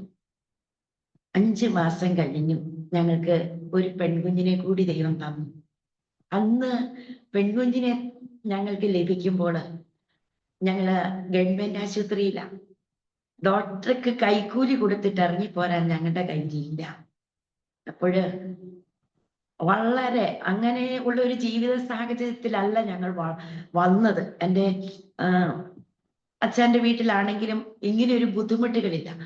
പക്ഷെ ഇപ്പോൾ ഞങ്ങളുടെ സാഹചര്യം, ഞങ്ങൾക്ക് ഗവൺമെന്റ് ആശുപത്രിയിലെ ഡോക്ടർ പറഞ്ഞു വീട്ടിൽ വന്ന് കണ്ടിട്ട് പോയാൽ മതി എന്ന് പറയുമ്പോൾ സത്യത്തിൽ ഞാൻ അന്ന് ഭയന്ന് നിന്നു. കാരണം എന്താ ചെയ്യട്ടെ? പക്ഷെ ഒരു സിസ്റ്റർ അന്ന് വന്നിട്ട് പറഞ്ഞു, നിങ്ങള് സാധനങ്ങളൊക്കെ പാക്ക് ചെയ്തെങ്കിൽ നിങ്ങൾ പോയിക്കോ, സമാധാനത്തോടെ പോയിക്കോ, ഒരു കുഴപ്പവും ഇല്ല, ഞാന് നിങ്ങൾക്ക് വേണ്ട മരുന്നിന്റെ ലിസ്റ്റ് എല്ലാം എഴുതി തരാം എന്നു പറഞ്ഞു. അങ്ങനെയാണ്. കാരണം അത്രയ്ക്ക് പോലും ഞങ്ങൾ ഞെരുക്കത്തിലൂടെ. പിന്നീടുള്ള ദിവസങ്ങൾ നല്ലൊരു ഭക്ഷണം കഴിക്കാൻ പോലും, കാരണം ഞങ്ങൾ അഭിമാനം മറ്റുള്ളവരോട് പറയാൻ നമുക്ക് കഴിയത്തില്ല. ഇങ്ങനെ നിൽക്കുന്ന സാഹചര്യം, ദിവസങ്ങള്, ആഴ്ചകള്, മാസങ്ങള് ഇങ്ങനെ കടന്നുപോയി. സെമിനാരിയിലെ പഠിത്തം ദൈവം അത്ഭുതകരമായിട്ട് എൻ്റെ പ്രിയപ്പെട്ടവരെ പൂർത്തീകരിക്കാൻ ദൈവം സഹായിച്ചു. ഓരോ കാലഘട്ടങ്ങളിലും ദൈവത്തിൻ്റെതായ കരുതലുകൾ ഞങ്ങളെ പിടിച്ചു നിർത്തിയത്, ഞങ്ങളെ നിലനിർത്തിയത് എബനേസറിലെ കോച്ച് സാറിന്റെ ഭവനമാണ്. അങ്ങനെ ഞങ്ങള് ആ പഠിത്തം തീർന്നു കഴിഞ്ഞപ്പോൾ, പഠിത്തം തീർന്ന ആ സാഹചര്യത്തില്, ആ പഠിത്തം തീരുന്നതിന് തൊട്ട് മുമ്പ് ഞങ്ങൾക്ക് ഈ രണ്ടാമത്തെ മോള് ജനിച്ച ആ സമയത്ത് ഞാന് പ്രാർത്ഥനയ്ക്കായിട്ട് ഇരിക്കാൻ തുടങ്ങി. പ്രാർത്ഥനയ്ക്ക് ഇരിക്കുമ്പോൾ എൻ്റെ കൂട്ടത്തിൽ പല സഹോദരിമാരെയും ഞാൻ വിളിച്ചു കൂട്ടും. അങ്ങനെ ഫെയ്ത്ത് കോളേജിൽ സെമിനാരിയിലെ അധ്യാപകരായ സ്റ്റീഫൻ സാറ്, ജയവൻ സിംഗ് സാറ്, സാറന്മാരുടെ ഒക്കെ ഭാര്യമാരായ ആന്റിമാര് എൻ്റെ കൂട്ടത്തിൽ പ്രാർത്ഥനയ്ക്ക് വന്നിരിക്കും. അതൊരു പ്രാർത്ഥനാ ഗ്രൂപ്പായി മാറി. സഹോദരിമാരുടെ ഒരു മീറ്റിംഗ്, ഒറ്റ ഒരു ആഗ്രഹമേ ഉള്ളൂ, സഹോദരിമാരുടെ മീറ്റിങ്ങുകൾ, പ്രാർത്ഥന, ആരാധന, വചന ശുശ്രൂഷ, അവിടെ കടന്നു വരുന്ന പ്രിയപ്പെട്ട ഒരു സൗഖ്യം പ്രാപിക്കണം എന്നുള്ള ആ ഒരൊറ്റ ആഗ്രഹത്തോടെ ശുശ്രൂഷ ആരംഭിച്ചു. പ്രിയമുള്ളവരെ, ദൈവത്തിന്റെ പരിശുദ്ധാത്മാവിന്റെ ആ നിറവിൽ ദൈവാലോചന കൊടുക്കുവാനും പ്രാർത്ഥനാ കൂട്ടായ്മകൾ നടത്തുവാനും ഒത്തിരി പ്രിയപ്പെട്ടവർക്ക് രോഗശാന്തിക്ക് വേണ്ടി ഞങ്ങൾ ഒരുമിച്ച്, ഞാൻ ഒറ്റയ്ക്കല്ല, എൻ്റെ പ്രിയ സഹോദരിമാരും ഉണ്ടായിരുന്നു, ഞങ്ങൾ ഒരുമിച്ച് പ്രാർത്ഥിച്ച് ഒത്തിരി പേര് സൗഖ്യം പ്രാപിപ്പാനും പല കുടുംബങ്ങളും യേശുവിനെ രക്ഷകനായി സ്വീകരിച്ച് പലയിടങ്ങളിൽ കർത്താവിന് വേണ്ടി വേർതിരിക്കപ്പെടുന്ന കാണുവാനും ഒക്കെ ദൈവം അവസരം ഒരുക്കി തന്നു. പല വീടുകളിൽ മാറി മാറി വാടകയ്ക്ക് താമസിച്ചു. അങ്ങനെ താമസിക്കുന്ന ഒരു സമയത്ത് കോസാർ ഇങ്ങനെ പറഞ്ഞു, നിങ്ങളെ ഞാന് ഏനാത്ത്, പുതുശ്ശേരി ഭാഗത്ത് ഏനാത്ത് ചാലിത്തോടം സഭയിലേക്ക് വിടുകയാണ് എന്ന്. ആ സമയം ഞാനിങ്ങനെ പ്രാർത്ഥനാ കൂട്ടായ്മകളൊക്കെ നടത്തി നല്ല ഒന്നേ ആഗ്രഹിക്കുന്നുള്ളൂ, ദൈവത്തിൻ്റെതായ വിടുതലുകള് പ്രിയപ്പെട്ടവര് നമ്മുടെ പ്രാർത്ഥനയ്ക്ക് കടന്നു വരുന്നവർ അനുഭവിക്കണം. അതൊരു വലിയ ആഗ്രഹമായിരുന്നു. ഒത്തിരി വിടുതലുകളെ കാണാൻ ദൈവം എൻ്റെ ജീവിതത്തിൽ ഇടയാക്കി. നല്ല അനുഗ്രഹിക്കപ്പെട്ട കൂട്ടായ്മകൾ, പലയിടത്തും പ്രാർത്ഥനയ്ക്ക് പോകുവാനുള്ള അവസരങ്ങളെയൊക്കെ ദൈവം ഒരുക്കി തരുവാൻ ഇടയായി തീർന്നു. ആ സാഹചര്യത്തിൽ ചാലിത്തോട്ടം സഭയിലെ ശുശ്രൂഷയ്ക്കായി ദൈവം ഞങ്ങളെ വിട്ടു. അവിടെ ചെല്ലുമ്പോൾ ഞങ്ങൾക്ക് മുമ്പിരുന്ന പാസ്റ്റർ കാശ്മീരിന് ദൈവവേലയ്ക്ക് വേണ്ടി പോവുകയാണ്. അദ്ദേഹം ഒരു പ്രവാചക ശുശ്രൂഷ ചെയ്യുന്ന ഒരു ദൈവദാസനായിരുന്നു. അവിടേക്ക് പോയി. എൻ്റെ അച്ഛനെ സംബന്ധിച്ച് ഈ സെമിനാരിയിലെ ഒരു ജീവിതമാണ് അദ്ദേഹത്തിന് താല്പര്യമായി മാറി. കാരണം സഭാ ശുശ്രൂഷയ്ക്ക് പോയാൽ ഒരു സഭയെ കൊണ്ടുപോകാനുള്ള ആ ഒരു മനസ്സ്, ആ ഒരു താല്പര്യമില്ല. നമുക്ക് സുവിശേഷ വേല ചെയ്താൽ പോരെ, പരസ്യങ്ങൾക്കൊക്കെ പോകുന്നുണ്ടല്ലോ, അപ്പൊ അത് മതി. ഭവന സന്ദർശനം നടത്തുന്നുണ്ടല്ലോ, അപ്പൊ ടീമായിട്ട് മണക്കാല സെമിനാരിയിൽ നിന്ന് പലയിടത്തും പോകും, ജയിലറുകളിൽ കൂടെ പോകും, കുഷ്ഠരോഗ ആശുപത്രി, അപ്പൊ അത് മതി റോസിലി, നമുക്ക് അത് മതി, സഭാ ശുശ്രൂഷ വേണ്ട എന്ന് പറഞ്ഞ് നിൽക്കുന്ന ഒരു സമയത്താണ് പ്രിയ അച്ചായൻ ഇങ്ങനെ ഞങ്ങളെ ചാലിത്തോട്ടം സഭയിലേക്ക് വിടുന്നത്. എനിക്ക് അങ്ങനെ പറയുകയാണ്. അവിടെ ചെന്ന് കഴിഞ്ഞപ്പോൾ ഭയങ്കര ആരാധനയും പ്രാർത്ഥനയും ഉള്ള ഒരു വലിയ സമൂഹത്തിന്റെ നടുവിലേക്കാണ് ദൈവം ഞങ്ങളെ വിട്ട്. ആദ്യത്തെ ഒരാഴ്ച, രണ്ടാഴ്ച സഭായോഗം നടത്തി.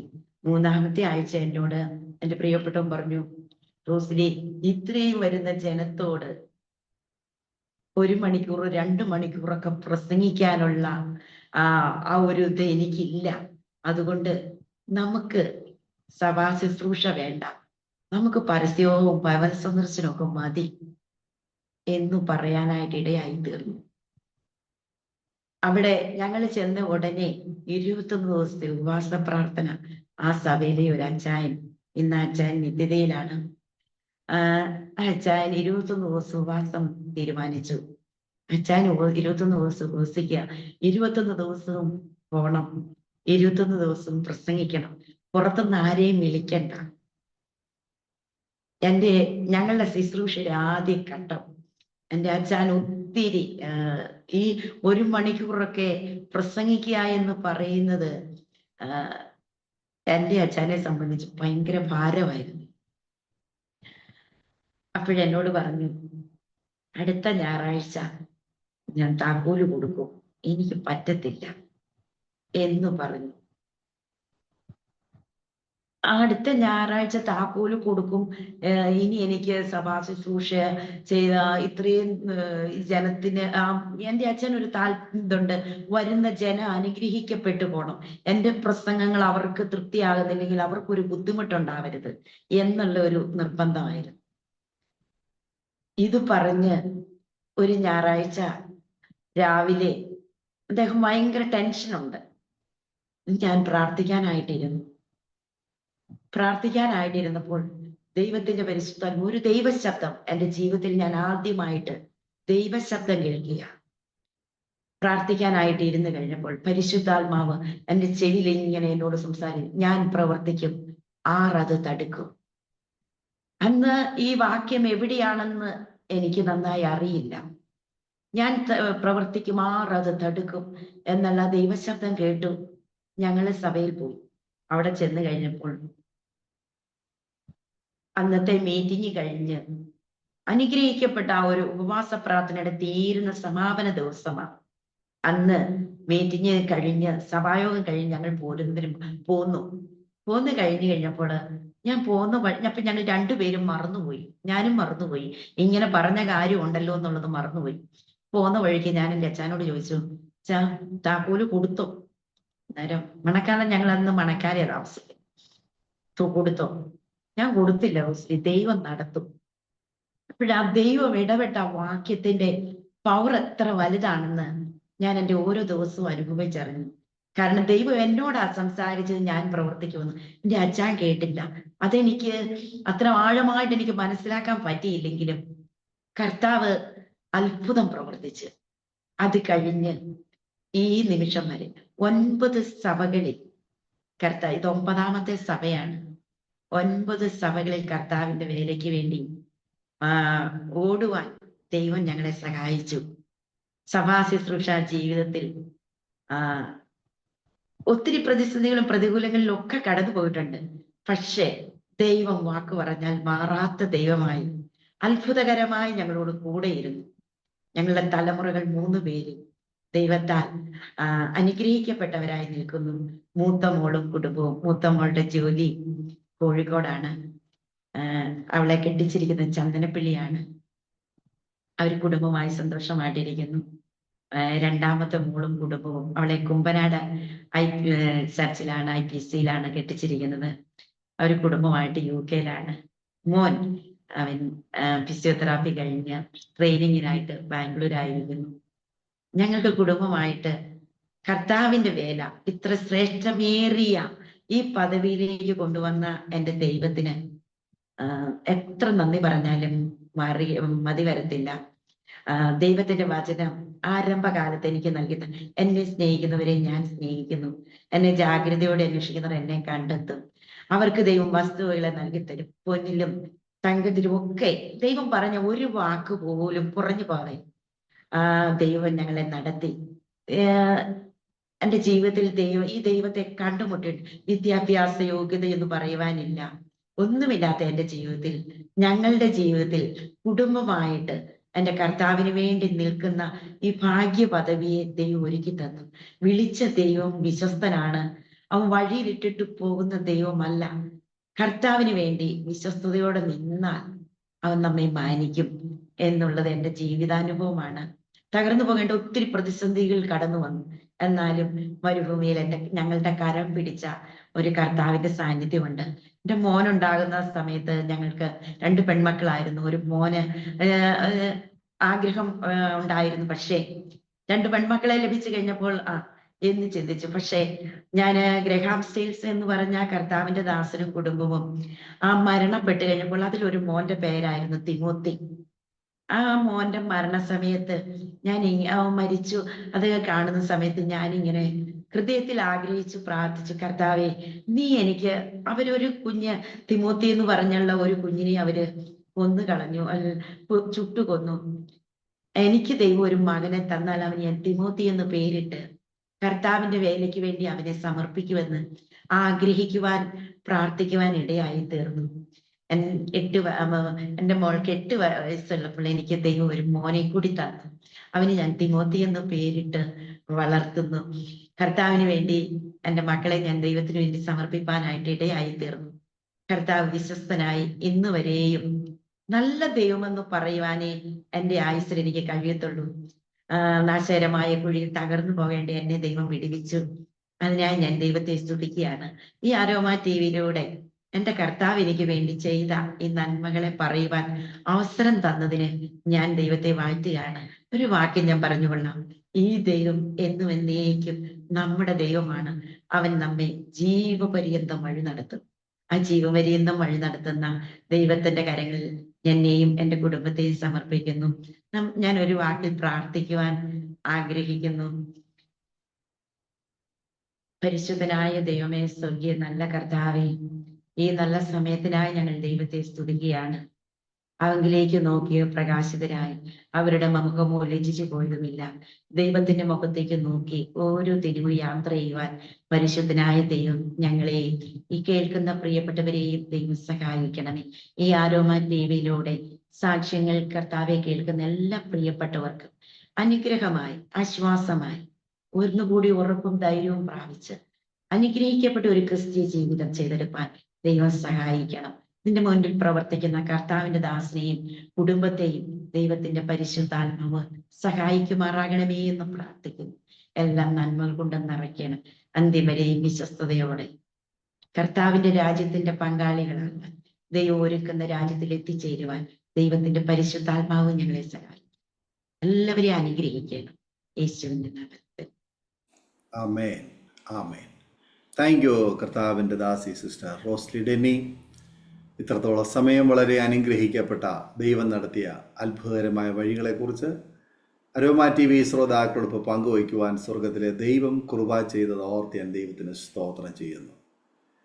ഒരു പാരമ്പര്യ നാമധേയ ക്രൈസ്തവ കുടുംബത്തിൽ ജനിച്ച് വളർത്തപ്പെട്ടു.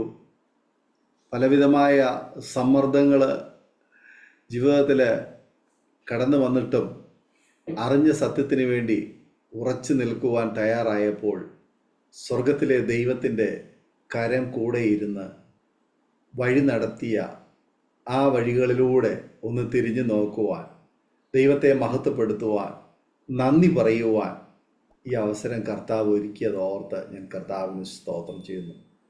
ക്രിസ്തീയ ജീവിതത്തിൻ്റെ മാഹാത്മ്യം, അതിൻ്റെ മധുരിമ രുചിച്ചറിയുന്ന ഒരു വ്യക്തിയെ സംബന്ധിച്ചിടത്തോളം ആ വ്യക്തിക്ക് അതിനേക്കാൾ ശ്രേഷ്ഠമായി വലിയതായി ഒന്നും തന്നെ എടുത്തു പറയുവാൻ ഉണ്ടായിരിക്കുകയില്ല. അത് അനുഭവിച്ചറിയേണ്ടുന്നതാണ്, രുചിച്ചറിയേണ്ടുന്നതാണ്.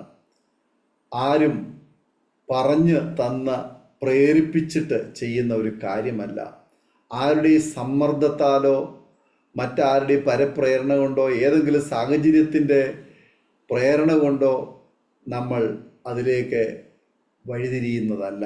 പകരം ക്രൂശിലെ സ്നേഹം നമ്മെ തേടി വരുമ്പോൾ നാം അതിൽ ആകർഷിക്കപ്പെട്ട് കർത്താവിൻ്റെ സ്നേഹത്താൽ, കർത്താവിൻ്റെ ആ വചനത്തിൻ്റെ ആഴമേറിയ സത്യങ്ങളെ ഗ്രഹിച്ചു കഴിയുമ്പോൾ നമ്മിലുണ്ടാകുന്ന വലിയ മാറ്റം, അത് ആന്തരിക സൗഖ്യമായും മാനസിക സൗഖ്യമായും ശാരീരിക സൗഖ്യമായും മറ്റെല്ലാ തലങ്ങളിലും, അത് വ്യക്തികളിലും കുടുംബത്തിലും സമൂഹത്തിലും അത് ഒരുപോലെ സൗരഭ്യമായി തീരുന്ന അനുഭവമാണ്.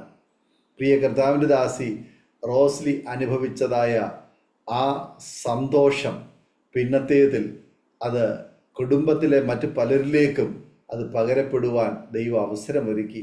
ഇന്ന് അനുഗ്രഹിക്കപ്പെട്ട ഒരു കുടുംബജീവിതം നയിക്കുവാനും കർത്താവിന് വേണ്ടി നല്ല സാക്ഷ്യം വഹിക്കുവാനും ആത്മീയ ശുശ്രൂഷകൾക്ക് നേതൃത്വം കൊടുക്കുവാനും ദൈവസഭകളിൽ കർത്താവിൻ്റെ വേലയിലായിരിക്കാനും അനുഗ്രഹിക്കപ്പെട്ട നിലയിൽ ദൈവരാജ്യത്തിൻ്റെ നല്ല സാക്ഷ്യം വഹിപ്പാനും ഒക്കെ കർത്താവ് അവസരങ്ങളെ ഒരുക്കുന്നു. നല്ല അനുഭവങ്ങൾ തന്ന് ദൈവനാമ മഹത്വത്തിന് വേണ്ടി സാക്ഷ്യം പ്രസ്താവിപ്പാൻ കർത്താവ് അവസരങ്ങളെ ഒരുക്കുന്നു എന്ന് അറിയുവാൻ കഴിഞ്ഞു. ഈ സാക്ഷ്യം അരോമ ടി വി പ്രേക്ഷകർക്കും അനുഗ്രഹമായി തീരട്ടെ, സർവോപരി ദൈവനാമ മഹത്വത്തിന് കാരണമായി തീരട്ടെ എന്ന് ഞങ്ങളും ആഗ്രഹിക്കുന്നു, പ്രാർത്ഥിക്കുന്നു. കർത്താവിൻ്റെ ദാസിക്ക് സ്വർഗത്തിലെ ദൈവം സൗഖ്യവും ആരോഗ്യവും ദീർഘായുസ്സും എല്ലാവിധമായ സമാധാനവും നൽകിത്തന്ന് ദൈവം അനുഗ്രഹിക്കട്ടെ, ദൈവകരങ്ങൾ ശക്തമായി ദൈവം ഉപയോഗിക്കട്ടെ എന്ന് ആശംസിക്കുന്നു, പ്രാർത്ഥിക്കുന്നു. വിലപ്പെട്ട സമയം വേർതിരിച്ച് അനുഗ്രഹിക്കപ്പെട്ട സാക്ഷ്യം അരോമ ടി വി പ്രേക്ഷകർക്കൊപ്പം പങ്കുവയ്ക്കുവാൻ കടന്നു വന്നതിന് നന്ദിയും സ്നേഹവും കടപ്പാടും അറിയിക്കുന്നു. കർത്താവ് ധാരാളമായി അനുഗ്രഹിക്കട്ടെ. പ്രേക്ഷകരെ, ഈ സാക്ഷ്യം നിങ്ങളുടെ ജീവിതത്തിലും അനുഗ്രഹമായി തീർന്നു എന്ന് ഞങ്ങൾ വിശ്വസിക്കുന്നു. നിങ്ങളുടെ പ്രിയപ്പെട്ടവർക്ക്, സുഹൃത്തുക്കൾക്ക് നിങ്ങൾ ഷെയർ ചെയ്ത് കൊടുക്കൂ. വിലയേറിയ അഭിപ്രായങ്ങളും നിർദ്ദേശങ്ങളും കമൻറ്റ് ബോക്സിൽ രേഖപ്പെടുത്താൻ മറക്കരുത്. ഒരു പ്രാർത്ഥനാ വിഷയമുണ്ട് ഞങ്ങളുമായി പങ്കുവയ്ക്കാൻ നിങ്ങൾ ആഗ്രഹിക്കുന്നുവെങ്കിൽ സ്ക്രീനിൽ കാണുന്ന വാട്സപ്പ് നമ്പറിൽ ഞങ്ങളെ അറിയിച്ചാൽ ഞങ്ങൾ നിങ്ങൾക്ക് വേണ്ടി പ്രാർത്ഥിക്കുന്നു. സാക്ഷ്യം പറഞ്ഞ പ്രിയപ്പെട്ടവരോടൊപ്പം എല്ലാ തിങ്കളാഴ്ചയും രാത്രി 8:30 മണി മുതൽ ഓൺലൈനിലൂടെ നടക്കുന്ന പ്രാർത്ഥനാ കൂട്ടായ്മയിൽ നിങ്ങൾക്കും പങ്കെടുക്കാം. നിങ്ങളുടെ വേദനകൾ, നിങ്ങളുടെ ഭാരങ്ങൾ, നിങ്ങളുടെ പ്രയാസങ്ങൾ, നിങ്ങളുടെ പ്രശ്നങ്ങൾ ഏറ്റെടുത്ത് പ്രാർത്ഥിപ്പാൻ ഞങ്ങൾ സന്നദ്ധരാണ്. ഈ കൂട്ടായ്മയിൽ സന്തോഷത്തോടെ കടന്നു വരുവാൻ ഞങ്ങൾ സ്വാഗതം ചെയ്യുന്നു.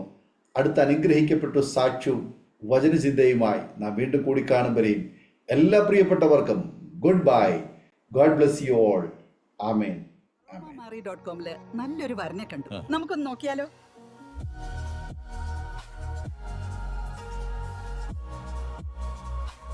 എന്തായാലും നമ്മൾ അറോമ മാറി തിരഞ്ഞെടുത്തത് ശരിയായ തീരുമാനമായിരുന്നു.